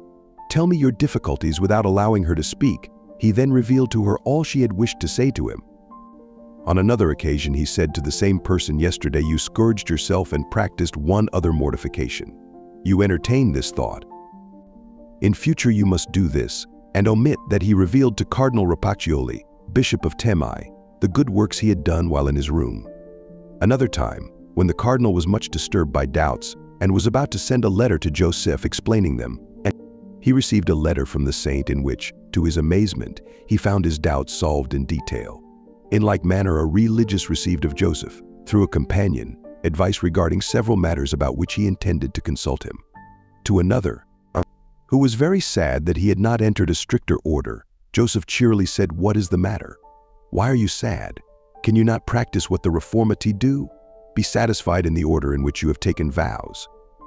Even hidden thoughts were revealed to the servant of God.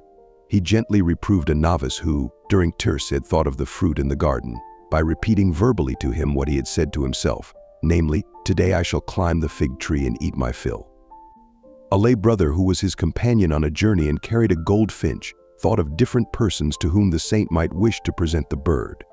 Joseph suddenly turned to him and said, "Not to any of the persons of whom you have thought will I give the bird, but I will set it free."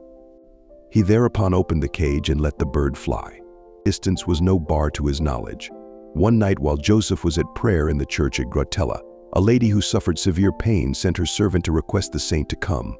Before the man could deliver his message, the saint said, "Son, go home, the pain has ceased, and your lady is well." One evening when speaking with the guardian, he suddenly exclaimed, "Oh, what a stench! Oh, what a hellish stench!" The guardian noticed nothing but Joseph. Knowing the cause of the stench he perceived, obtained permission, hurried as fast as he could to Copertino, went directly to a certain house and rapped at the door till he was admitted.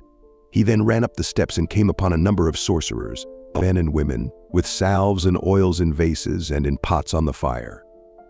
In holy indignation he broke the vases into fragments with his cane, while his countenance appeared so terrible that the guilty ones fled in dismay. The saint revealed the recovery of persons who lay sick at Rome, and the death of others, notably Popes Urban VII and Innocent X, who died at the time he had foretold. Many other instances of his knowledge of things that had happened long before or at a great distance could be adduced on sworn testimony of trustworthy witnesses.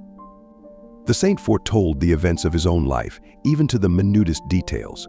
His prophecies regarding others are very numerous. We will, however, content ourselves with narrating a few. A mother brought to him her 2 sons, that he might bless them before they set out for Rome, where they meant to study for the degree of doctor.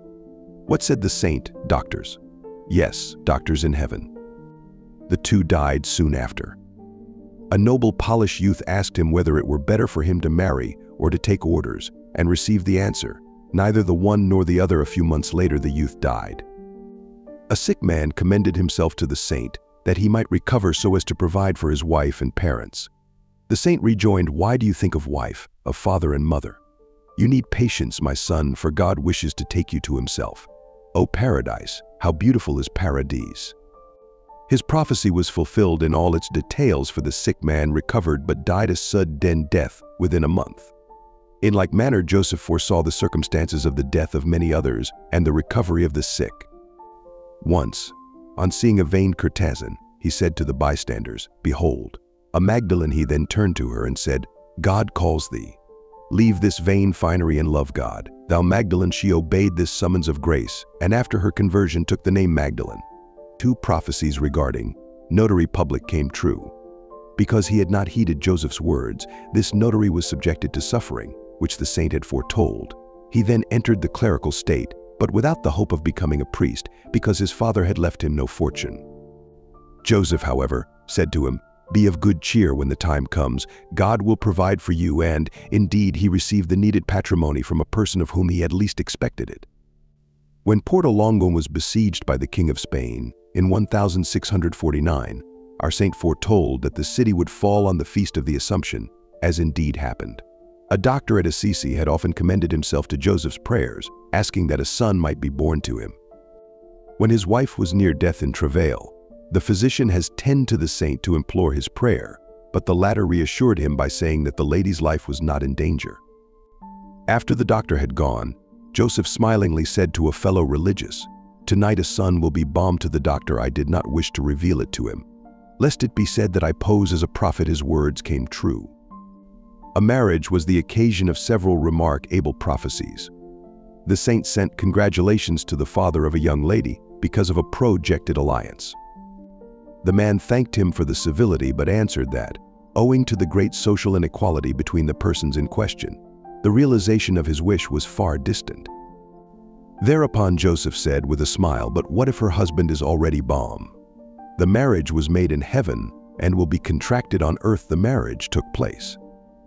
The mother of the bride, fearing that witchcraft might have influenced the transaction, sent to Joseph requesting him to say Mass for her intention, but without making known her suspicion. The servant of God sent her word that she should not fear and, because he was sick, have the Mass said by her pastor. The marriage might then take place without delay, and in time a son would be born to those about to wed. The woman, astonished and full of joy, especially because of the promised son, requested that Joseph stand sponsor for the boy. The saint, however, replied that she should make a better choice, because he would no longer be among the living. All the words of the saint were verified. To a brave young man who was preparing to go to war, Joseph foretold that he would not go. Thus it came to pass. A religious who was destined for the Congo mission was told by the saint that he would not go to the mission, as indeed happened. Another religious was commanded to go to Perugia to study, but Joseph remarked to him, "One is well off at Urbino." 2. The friar went to Urbino and not to Perugia. Joseph said to Father Raphael Palma, custos of the monastery at Assisi, "Oh, what a handsome head, one, how well the mitre will grace it." The priest became a bishop. The dignity of the cardinalate he prophesied to Nicholas Albergati, who later took the name Louis, to Antony Bicci, Bishop of Osimo, and to Father Lawrence Brand, Caddy of Loria. All 3 received the sacred PL. The saint foretold to John Casimir, who later became King of Poland, his elevation to the throne. To Cardinal Benedicto Descalchi, later Pope Innocent XI, who much desired the arrival of a supply of grain to prevent a scarcity in Ferrara, where he was legate, he foretold its early arrival. The 2 custodes at Assisi were cheered by Joseph's promise that the need of their monastery would soon be relieved, and they received abundant help. A religious requested a favor of the newly elected Father General. The saint prophesied that he would receive it, but not until many years later, and from another general. Thus it came to pass. In short, whatever Joseph foretold came true to the smallest detail.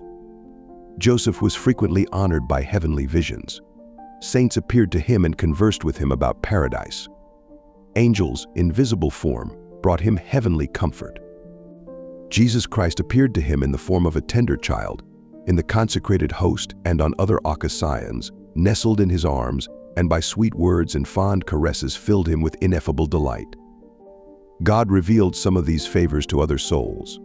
Sister Catherine of Cantu, a tertiary, saw Joseph enter Assisi accompanied by 2 angels. To Sister Cecilia Nobili of Nocera was revealed that Joseph's guardian angel was of a higher angelic choir than those of ordinary men. The saint had such a great reverence for his guardian angel that he never entered his cell without inviting the angel to enter first.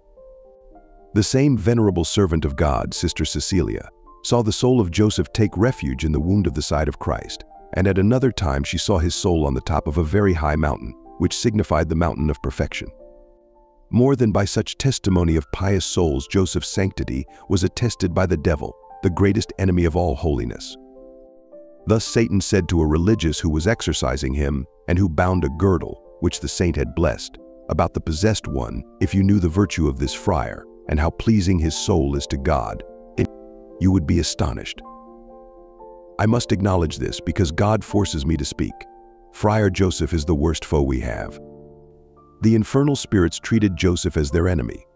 One night the servant of God was standing before the altar of Saint Francis in the Basilica at Assisi when he heard the door opened violently and saw a man enter who advanced so noisily that his feet seemed cased in iron. The saint regarded him closely and saw that, as he approached, the lamps went out, one by one, till finally all were extinguished and the intruder stood at his side in utter darkness. Thereupon the devil, for he it was, furiously attacked Joseph, threw him on the floor, and attempted to strangle him. Joseph, however, invoked Saint Francis and saw him come forth from his tomb and relight with a small candle all the lamps, at the gleam of which the fiend suddenly vanished. By reason of this occurrence, Joseph gave Saint Francis the name lamplighter of the church.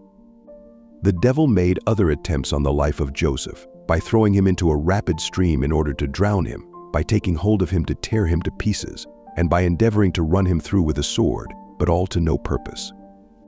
Though the evil one did succeed in striking him so terribly that his fellow religious were horrified by the noise of the many blows and the rattling of chains, he did not succeed in tiring the patience of the saint. When asked by his fellow religious as to the cause of the strange noises in his cell at night, Joseph laughingly replied, "It was only fun. All the devil accomplished by his implacable hatred was to give unmistakable proof of Joseph's sanctity." Our saint frequently wrought miracles. We have already mentioned some and shall now relate a few others of the many that are on record. In the hands of Joseph, or at his word, bread, wine, honey, and other similar things were multiplied. The lame and the crippled he cured by giving them a crucifix to kiss. He restored sight to the blind by the touch of his hand, by placing on their heads his biretta or something he had written. By the sign of the cross he healed many of the fever and even recalled the dying to life.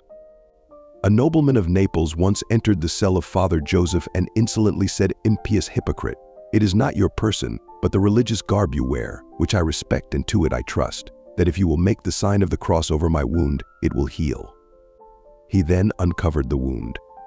Joseph smiled and replied with joyful and humble mien, "What you say is true." He blessed the wound, and it healed immediately.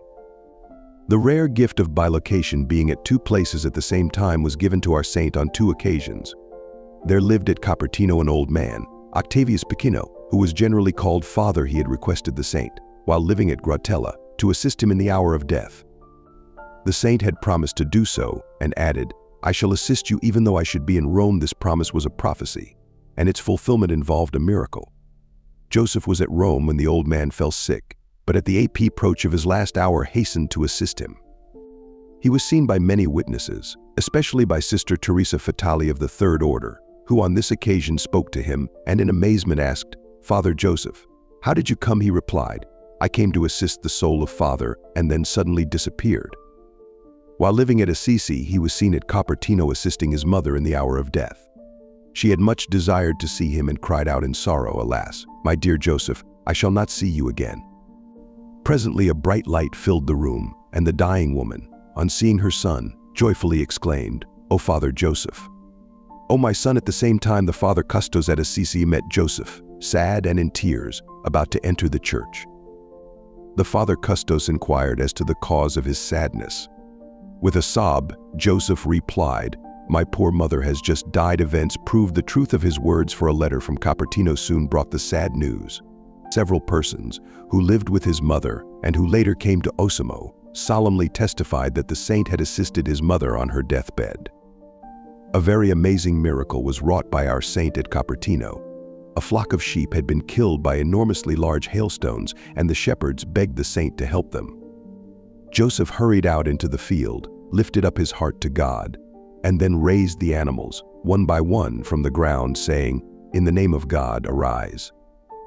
All the animals arose, and the shepherds were so amazed that they could not utter a word to thank their benefactor. One need not marvel that a man of such great virtue and enriched with such gifts attracted men and aroused in all the desire to rank him among their number, as did the art confraternity of Saint Antony of Padua at Rome and the confraternity of Saint Stephen at Assisi. Everyone esteemed it a privilege to know him and to associate with him. His presence was so charming, his words so gentle, and his company so pleasant that all were forced to love him. Many persons of the highest rank came to visit him. He was universally called the Holy Friar and esteemed as such. Besides Cardinals Faccinetti, Ludovisi, Rapaccioli and Odescalchi, who have already been mentioned, Cardinals Donghi, Paletta, Verospai, Paluzzi, Sacchetti and others admired and revered Joseph as a saint. On visiting him, they were much edified by his virtues, his holy words, his ecstasies and flights, and other wonderful gifts which they observed. Prince Leopold of Tuscany, who was later created cardinal, went to Assisi for the express purpose of making Joseph's acquaintance. While there, he had the good fortune of seeing him fall into ecstasy, with eyes fixed on a picture of the Mother of God, when the Father Cousteau said some words in praise of the Queen of Heaven. The fame of Joseph's sanctity spread to Germany, France, Poland, and other countries, so that besides the Duke of Brunswick and the High Admiral of Castile, already mentioned, many other princes and lords came to Assisi to visit the holy man. Such visitors were the Duke of Bouillon from France, Isabel, Duchess of Mantua, from Austria, Princes Radziwill and Lubomirski with their wives, Prince Zamoyski and other grandees from Poland. The Royal Prince of Poland, John Casimir, visited the saint repeatedly. Joseph, on hearing of his wish to become a religious, advised him to enter the Society of Jesus in preference to any other order, because he would be forced to leave the religious state, which he could not do if he entered any other order. On another occasion he advised the prince not to take sacred orders, and said God would reveal his will to him explicitly. John Casimir was raised to the cardinalate by Pope Innocent X, but after the death of his brother Ladislaus was elected King of Poland. Joseph, on seeing him at Assisi in a worldly garb on his journey from Rome to his kingdom, smilingly said to him, "Did I not tell you? Just go, for you will advance God's interests, endure in this state of life than in the religious state." On hearing this, the king left, well satisfied. Knowing the great sanctity of Joseph, he continued to consult him by letter and received from him good counsel and even knowledge of future events in Poland. A lady of rank, who, prompted by curiosity, had come with others to see the saint in ecstasy, was put to shame. When she entered and was about to pronounce the holy names of Jesus and Mary, as had been agreed upon, the saint reproached her with the words, "What? Should one come out of mere curiosity? Do you not know that God could work miracles on this wood? Go away in the name of God." Mary, daughter of Charles Emmanuel of Savoy and Catherine of Austria, whom we have already mentioned, came to Assisi after having visited various sanctuaries of Italy. This princess, who had led a pious life from early youth and had been invested with the habit of the Third Order by Father Francis Angelus Cavallari, guardian of the conventuals at Turin, felt so drawn toward the saint that she was reluctant to leave Assisi. She therefore remained many days at Rivetorto, near Assisi, and then several months at Perugia, when she returned repeatedly each week to discuss with Joseph the affairs of her soul and to spend whole days with him in holy converse. Her veneration grew in keeping with the miracles of which she was a witness and frequently the object. The princess was somewhat deaf and used a silver ear trumpet, but the voice of the saint she heard without the instrument and at some distance from him. She wrapped the saint's girdle about a finger, which she had bruised while closing a door, and at once felt free from pain. She was frequently a witness of ecstasies and miraculous flights while assisting at Holy Massachusetts, said by the saint. Once she saw him, in his private chapel, hover 3 palms from the floor while elevating the sacred host. In the chapel of the Veil of Mary, whither she had brought a relic of the true cross encased in gold, she repeatedly saw him in ecstasy during Holy Mass. After Mass, when he had laid aside the vestments, she saw him fly upon the altar and remain there, with bent knees, in sweet ecstasy. Once, when the princess was permitted to dine with the Father Custos and the saint in the sacristy of the upper church at Assisi, she witnessed an ecstasy. Joseph, out of obedience, consented to dine with the princess, but brought his own food, saying that he brought dinner to a poor pilgrim, meaning the princess. Hardly had they begun to eat, when the saint unexpectedly went into ecstasy, fell on his knees with outspread arms and fixed his eyes on the princess. She felt great joy because of this and requested the Father Custos to recall him by virtue of obedience. At the word of his superior, Joseph came to himself and hurriedly went to his cell without saying aught else than his usual words in such cases. Let my heart be undefiled in thy justification, that I may not be confounded. When asked by a religious regarding this occurrence, he replied, We have two saints. Claire's one still lives on earth, the other is in heaven, and added that he had seen such splendor on the countenance of the princess that he could not resist the impulse to kneel. Thus he did but praise her piety to conceal his own holiness. In spite of the honors bestowed upon him, our saint remained humble. From his lips no one ever heard a word in his own praise. He habitually regarded himself as the least of all men and called himself a man dead and useless to all purposes, or brother ass, or the most wicked and infamous sinner among men. He once said that if he had aught of good, it came from God, who generally made use of the greatest sinners to perform great things. On seeing people and princes come to him, he said in astonishment, I know not why these people come to me, for I am but an ignorant man and a poor sinner. After a visit by persons of rank, he would fall on his knees, kiss the floor, and repeat the words, Not to us, Lord, not to us, but to thy name give glory. He then repeatedly struck his breast and wept bitterly because of such visits. The actions of the saint suited his words. He humbled himself not only before his superior, but before all his brethren, undertook with joy the lowliest tasks, detested all praise, and took pleasure in being insulted and despised. One day, while the saint was in his cell, speaking to other religious on spiritual things, his confessor unexpectedly entered, and, to try the saint's humility, scornfully said, What did you say, hypocrite? Joseph, without showing the least resentment, replied, What you say is true, and then covered his face with both hands. In his efforts to hide the gifts and graces he received from God, he ascribed the supernatural perfume which emanated from his person to aromatic substances which he designedly carried about with him. It was ascertained, however, that the odor was present, even if he carried not eyeing or even malodorous things about his person. His ecstasies and flights he called sleep, infirmity, frailty, or physical weakness. Often, when he felt ecstatic impulses of love, he would say, in order to avoid the admiration of men, Enough, enough, cease, no further, and begged God to deprive him entirely of such heavenly consolations. He was wont to extol the virtue of humility and to admonish others to practice it to the novices. In particular, he said, Some of you will be called to preach, but be not elated because of that. For a preacher is like unto a trumpet which produces no tone unless one blows into it. Before preaching, pray to God, Thou art the Spirit, and I am but the trumpet, which, without thy breath, can give no sound. The following instance shows how he endeavored to humble himself. While at Copertino he went, upon command of his superior, to the house of a lady who was a member of the Third Order. While there, another tertiary came on a visit with her child, about 3 years of age. Joseph caressed the child, placed it on a chair, and said, Little one, repeat after me, Brother Joseph is a great sinner, and when he dies, he will go to hell. But the child, hardly able to speak distinctly and unable to understand the meaning of the words, replied clearly and distinctly, Brother Joseph is a great saint, and, when he dies, he will go to paradise. The saint rejoined with seeming anger, Will you not speak as I prompt you? Now, say as I do, Brother Joseph is a great sinner. But the child repeated his former words. Brother Joseph is a great saint. Joseph, taking the child by the ears and hair, said, Will you not say as I do? And again prompted, Brother Joseph is a great sinner, and when he dies, he will go to hell. But the child repeated a third time, Brother Joseph is a great saint, and when he dies, he will go to paradise. Those present were touched unto tears and convinced that God had wished, by the mouth of an innocent child, to reward and exalt Joseph because of his humility.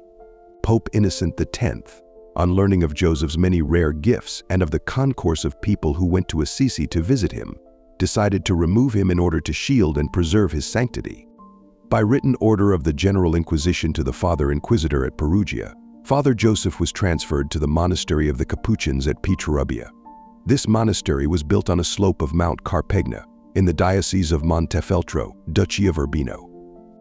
The papal command was executed July 23, 1653.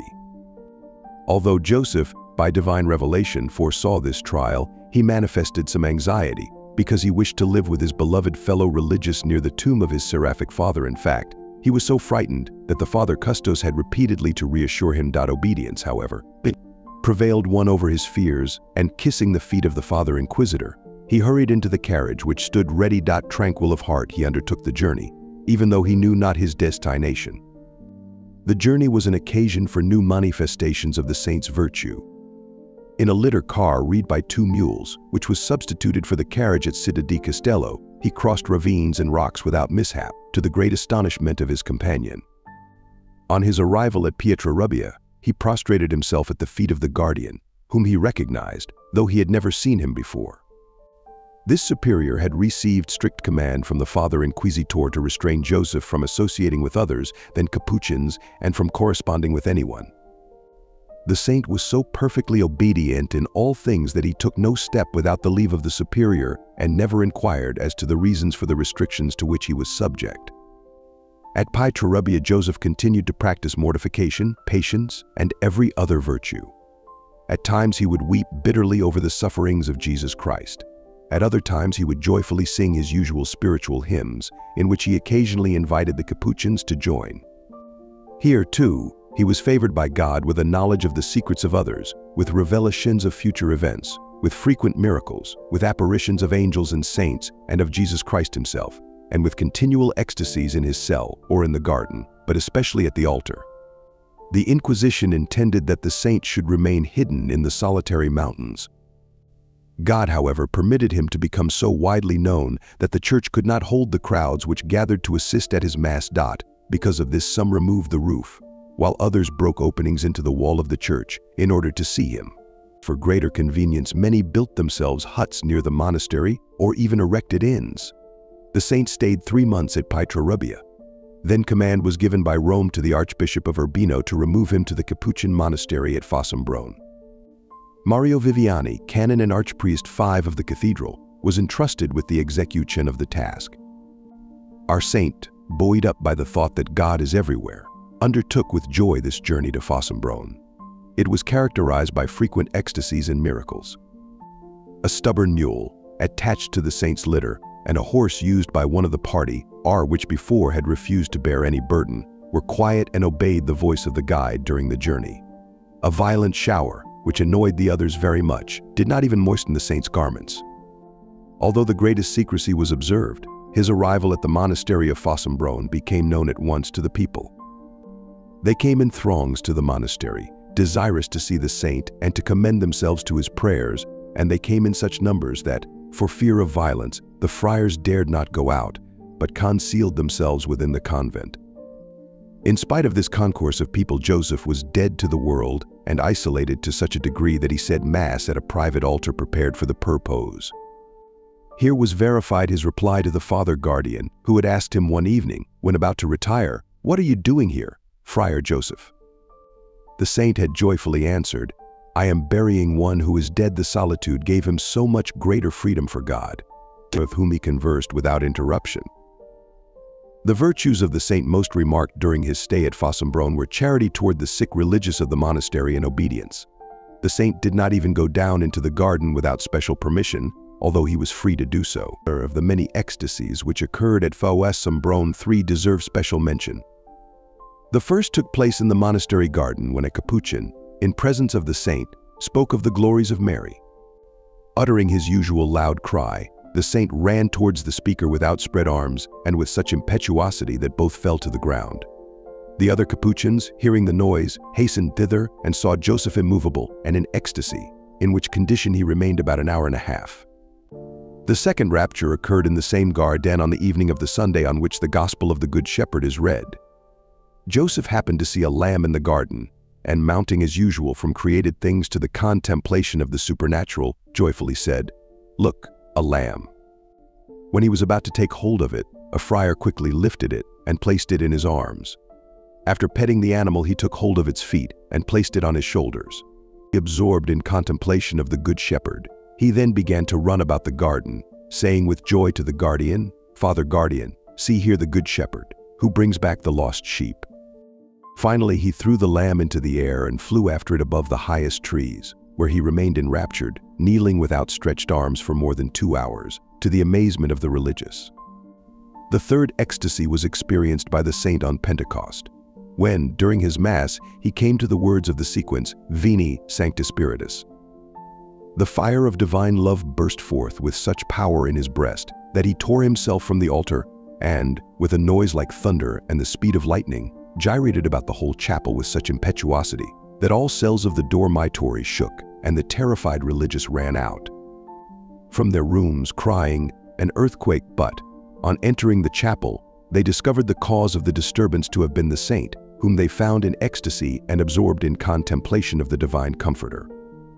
Joseph spent about 3 years at Fossombrone, with the exception of the few days of the provincial chapter, during which he was, by command of the Holy Office, transferred to the Capuchin monastery at Montevario. Here he lived with great joy, especially in consequence of a vision of the dear old saint, as he called Saint Felix. After his return to Fossombrone, Christ appeared to him in the guise of a pilgrim and strengthened him. The Capuchins became attached to him and revered him because of the occurrences just related, the fulfillment of his prophecies and his insight into the thoughts and secrets of others. To a priest he revealed a temptation that had disturbed him at Mass. To a novice he said, "Son, you have a good mother, she blesses you daily with the sign of the cross." The novice later learned that his mother gave him this blessing each day from a balcony. The religious were attached to him also on account of the holy admonitions which he gave them. One religious asked him whether he knew that those who carried the rule of Saint Francis about their person would be blessed by the Seraphic Father. Joseph replied, "I know it well, but it is far better to have the rule in one's heart than to carry it about."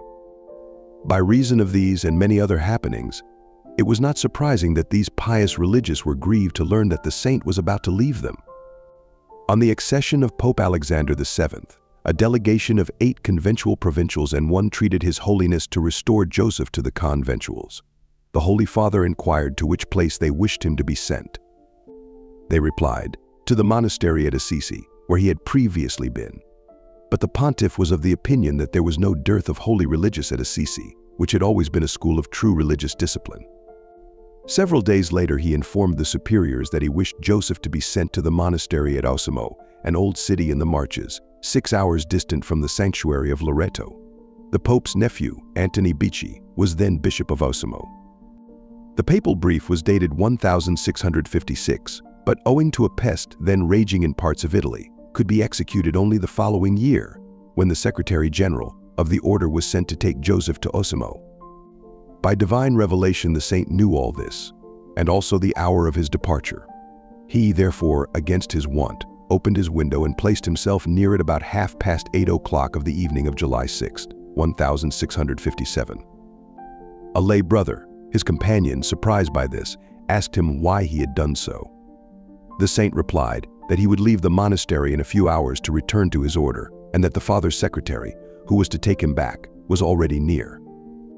The father's secretary arrived about 9:30 that evening, laid before the guardian the command of Rome, and to avoid delay, left with Joseph that same night. The pious religious, as a last mark of affection, accompanied Joseph some distance on the stony path leading to the road, and with tender care placed a sudarium on his breast and another on his back, that he might come to no harm if, in descending the mountain, he should perspire. Before leaving them he gave back to them these cloths, which diffused a most pleasant odor. This perfume was not only noticeable on the way, but on their return permeated the whole monastery. The joy of the conventuals at the return of Joseph was very great. He himself, though ever resigned to the will of God, was glad to return, and evinced his joy on arriving at the first monastery of his order at St. Victoria del Frate. His guides, though familiar with the place, had lost the way in the dark and wandered about in the neighboring woods. The saint, who had never before been in the place, said to them, "Go yonder, where the moon is rising." They turned in that direction and soon saw the bell tower of the church which adjoined the monastery. After his arrival, Joseph learned that the monastery had been established and built by St. Francis himself, and, prostrating himself, he kissed the floor and thanked God for allowing him to live again among his brethren and die in their midst. The Bishop of Fossombrone and his domestics came that very night to receive the saint's blessing.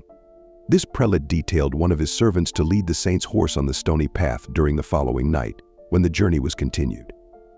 The better to perform his task, the servant held the bridle of the saint's horse with one hand and with the other a burning candle. Though a violent wind was blowing, the candle was not extinguished, nor did it seem to grow smaller, though it burned for several hours. The man ever after preserved the candle as a relic. To avoid any concourse of people, the party avoided the cities and larger villages and stopped only at hamlets and farms. At one such farmhouse, a poor woman complained to the saint that the melons from the sale of which she derived a livelihood for herself and family were being destroyed by worms. Joseph, moved to pity, blessed the garden, and that year it produced more and larger melons than ever before. When the saint finally arrived at the walls of Osimo, he was obliged to wait till evening to enter the city.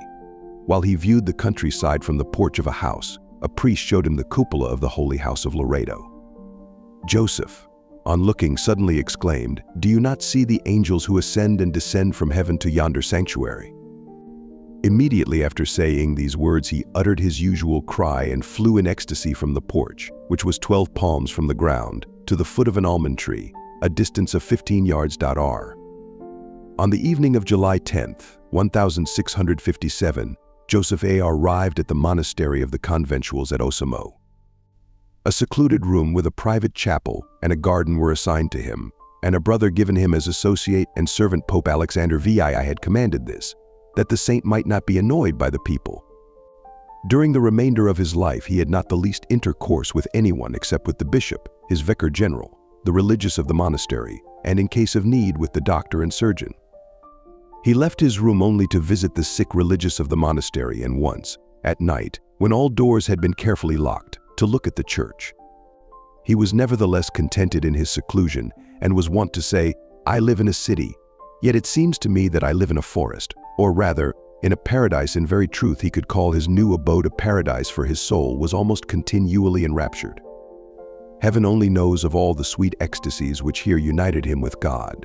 Many, however, became known. Several were witnessed by Cardinal Bicci, Bishop of Osimo. On one occasion he was sitting beside the saint and conversing with him, when he saw him rise rapidly and, with outstretched arms and open eyes, remained deprived of the use of his senses, and though a gnat crawled over the apple of his eye, he did not move his eyelids in the least. At times the religious found him in his chapel wrapped in ecstasy, and would carry him like a corpse to his room. Occasionally these raptures lasted for 6 or 7 hours. Once the friars saw him rise to a height of 3 paces and press his face to that of an image of the infant Jesus, which stood above the altar of his chapel.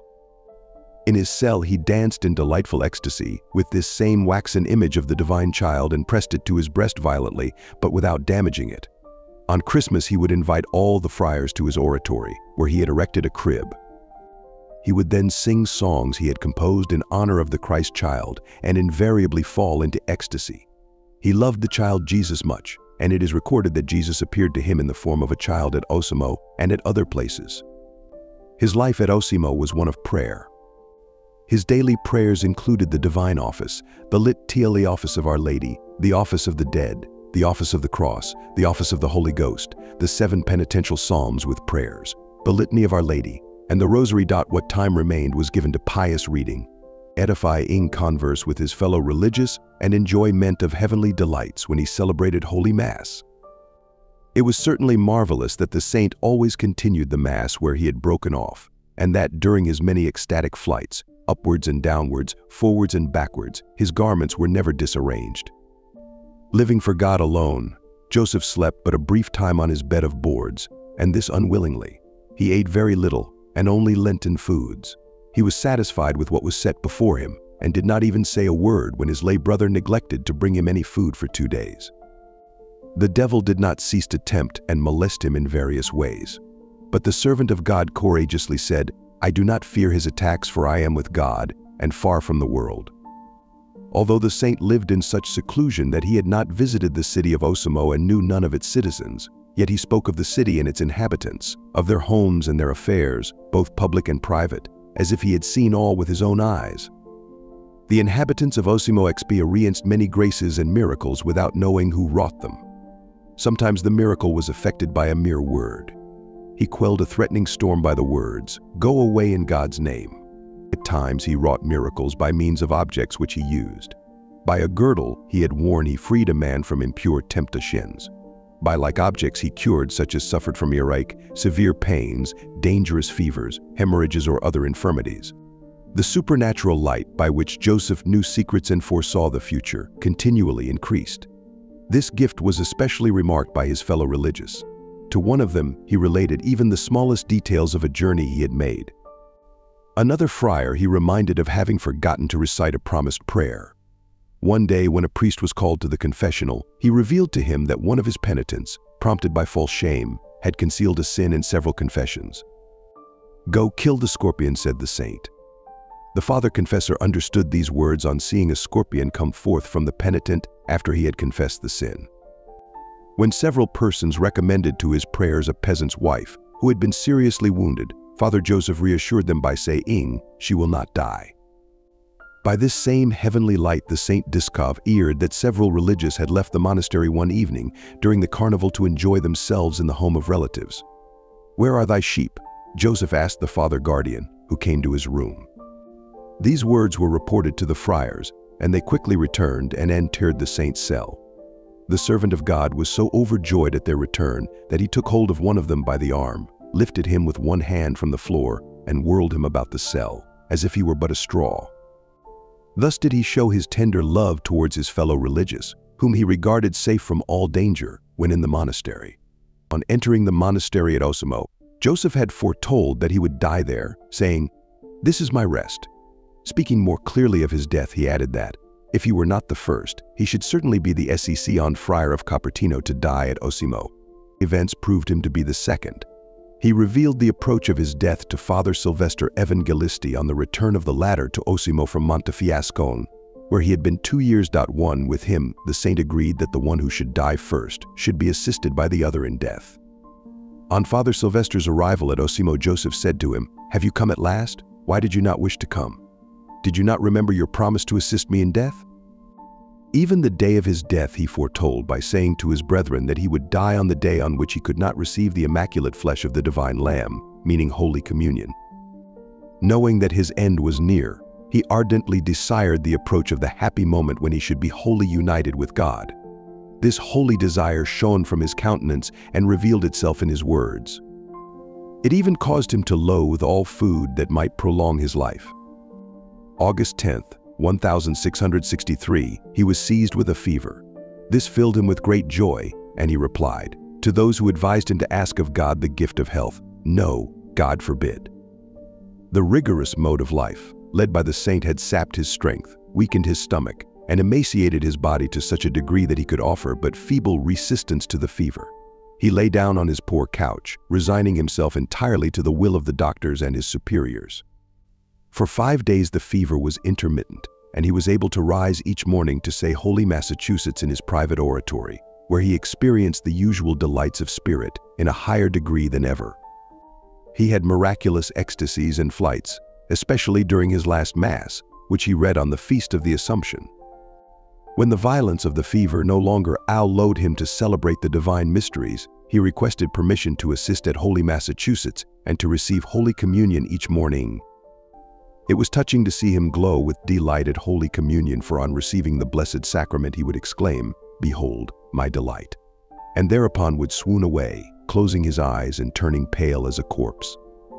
As the illness progressed, the flame of divine love in his heart grew so intense that it could no longer be confined, but frequently burst from his lips in the words, "O love, O love." At the same time he would press his hands to his breast as if he would open it to give vent to the fire within. He would then turn to those who assisted him and admonish them to pray, or thank them for their kindness.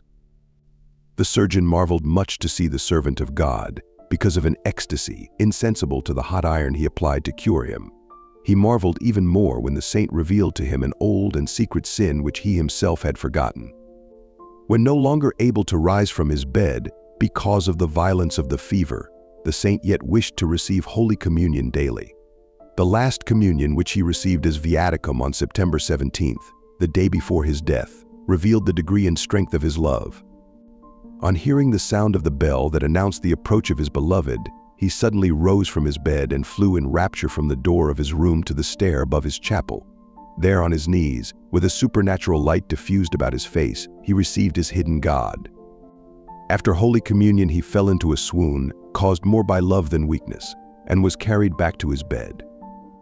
At the beginning of his illness, Joseph had said, "The ass," meaning his body, begins to ascend the mountain. During its progress, he remarked, "The ass has arrived halfway up the Zero Mountain."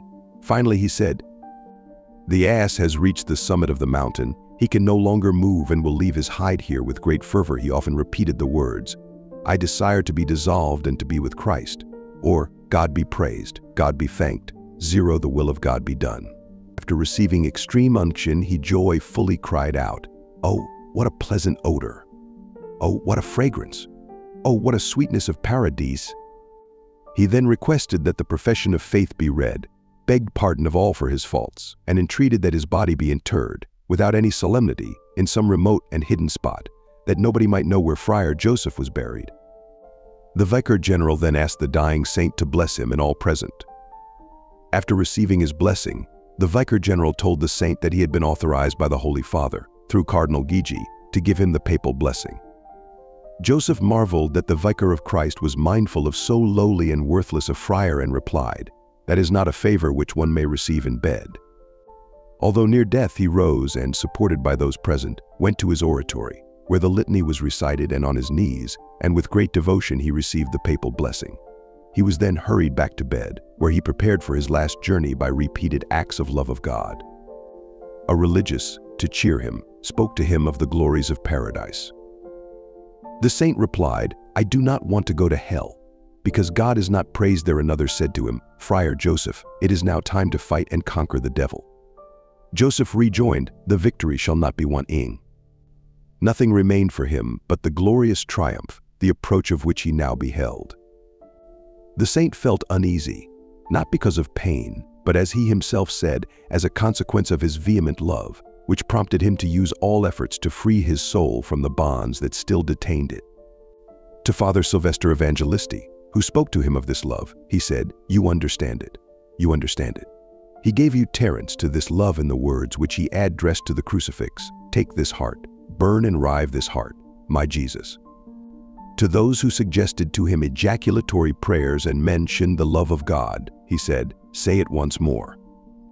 After several ejaculations to his dear mother, as he called the Most Blessed Virgin Mary, and while the priest who assisted him prayed the Ave Maris Stella, Joseph yielded up his soul to God, a sweet smile and bright light spreading over his countenance. The saint died shortly after midnight following September 18th, 1663. He had attained an age of 60 years and 3 months, and had spent the last 6 years, 2 months and 8 days of his life at Osimo. Joseph was tall and well built. His bearing was dignified, his gestures natural and unassuming. His features were somewhat homely, his eyes black and very vivacious, and, because he habitually raised them to heaven, they gave him a peculiar charm and gravity. The expression of his countenance was always serene and, owing to his habitual recollection, serious and majestic. He wore a long, heavy beard which, originally black, turned gray in later life, as did also his hair. Though he spoke but little, his converse was cordial and animated, and often characterized by a holy gaiety. The saint spent nearly half of his life away from his native country, yet he always spoke his native dialect with a singular charm. On opening the body of the saint for the purpose of embalming, it was found that the pericardium was shriveled up, the ventricles of the heart without blood, and the heart itself withered and dry. This was looked upon as an effect of the ardor of his love of God. The body was washed with spirits and laid on a sheet. In some unknown way, the sheet caught fire and the flames spread over the whole corpse. On extinguishing the flames, it was found that the body was not harmed and that the beard and hair were not even singed. The remains were carried to the sacristy and there laid out in state. A barrier of wood was erected around the bier, and 24 persons, 8 canons, 8 noblemen, and 8 religious of the monastery were detailed to guard the sacred remains. These precautions were necessary, for the people came in great numbers from the city and surrounding country, and crying as with one voice, the holy priest who lived in the monastery of St. Francis is dead. They desired to see him after death, whom they could not see during life. On the 19th of September, all were allowed to enter the sacristy to view the remains. This continued till 9:15 in the evening. September 20th, the obsequies were held, in which the cathedral chapter, the secular clergy, and all religious communities of the city took part. Till after 11 o'clock in the evening, the body remained exposed to public veneration and was then placed in a coffin of wood to be buried next day. A renewed concourse and clamor of the people caused the coffin to be reopened and the body exposed to view for an hour, after which the guards, by persuasion and force, induced the people to leave. The body was then taken from the temporary coffin and laid into another of cypress, and this was placed into a box of oak. Next day the remains were borne to the church, and there buried in the chapel of the Immaculate Conception.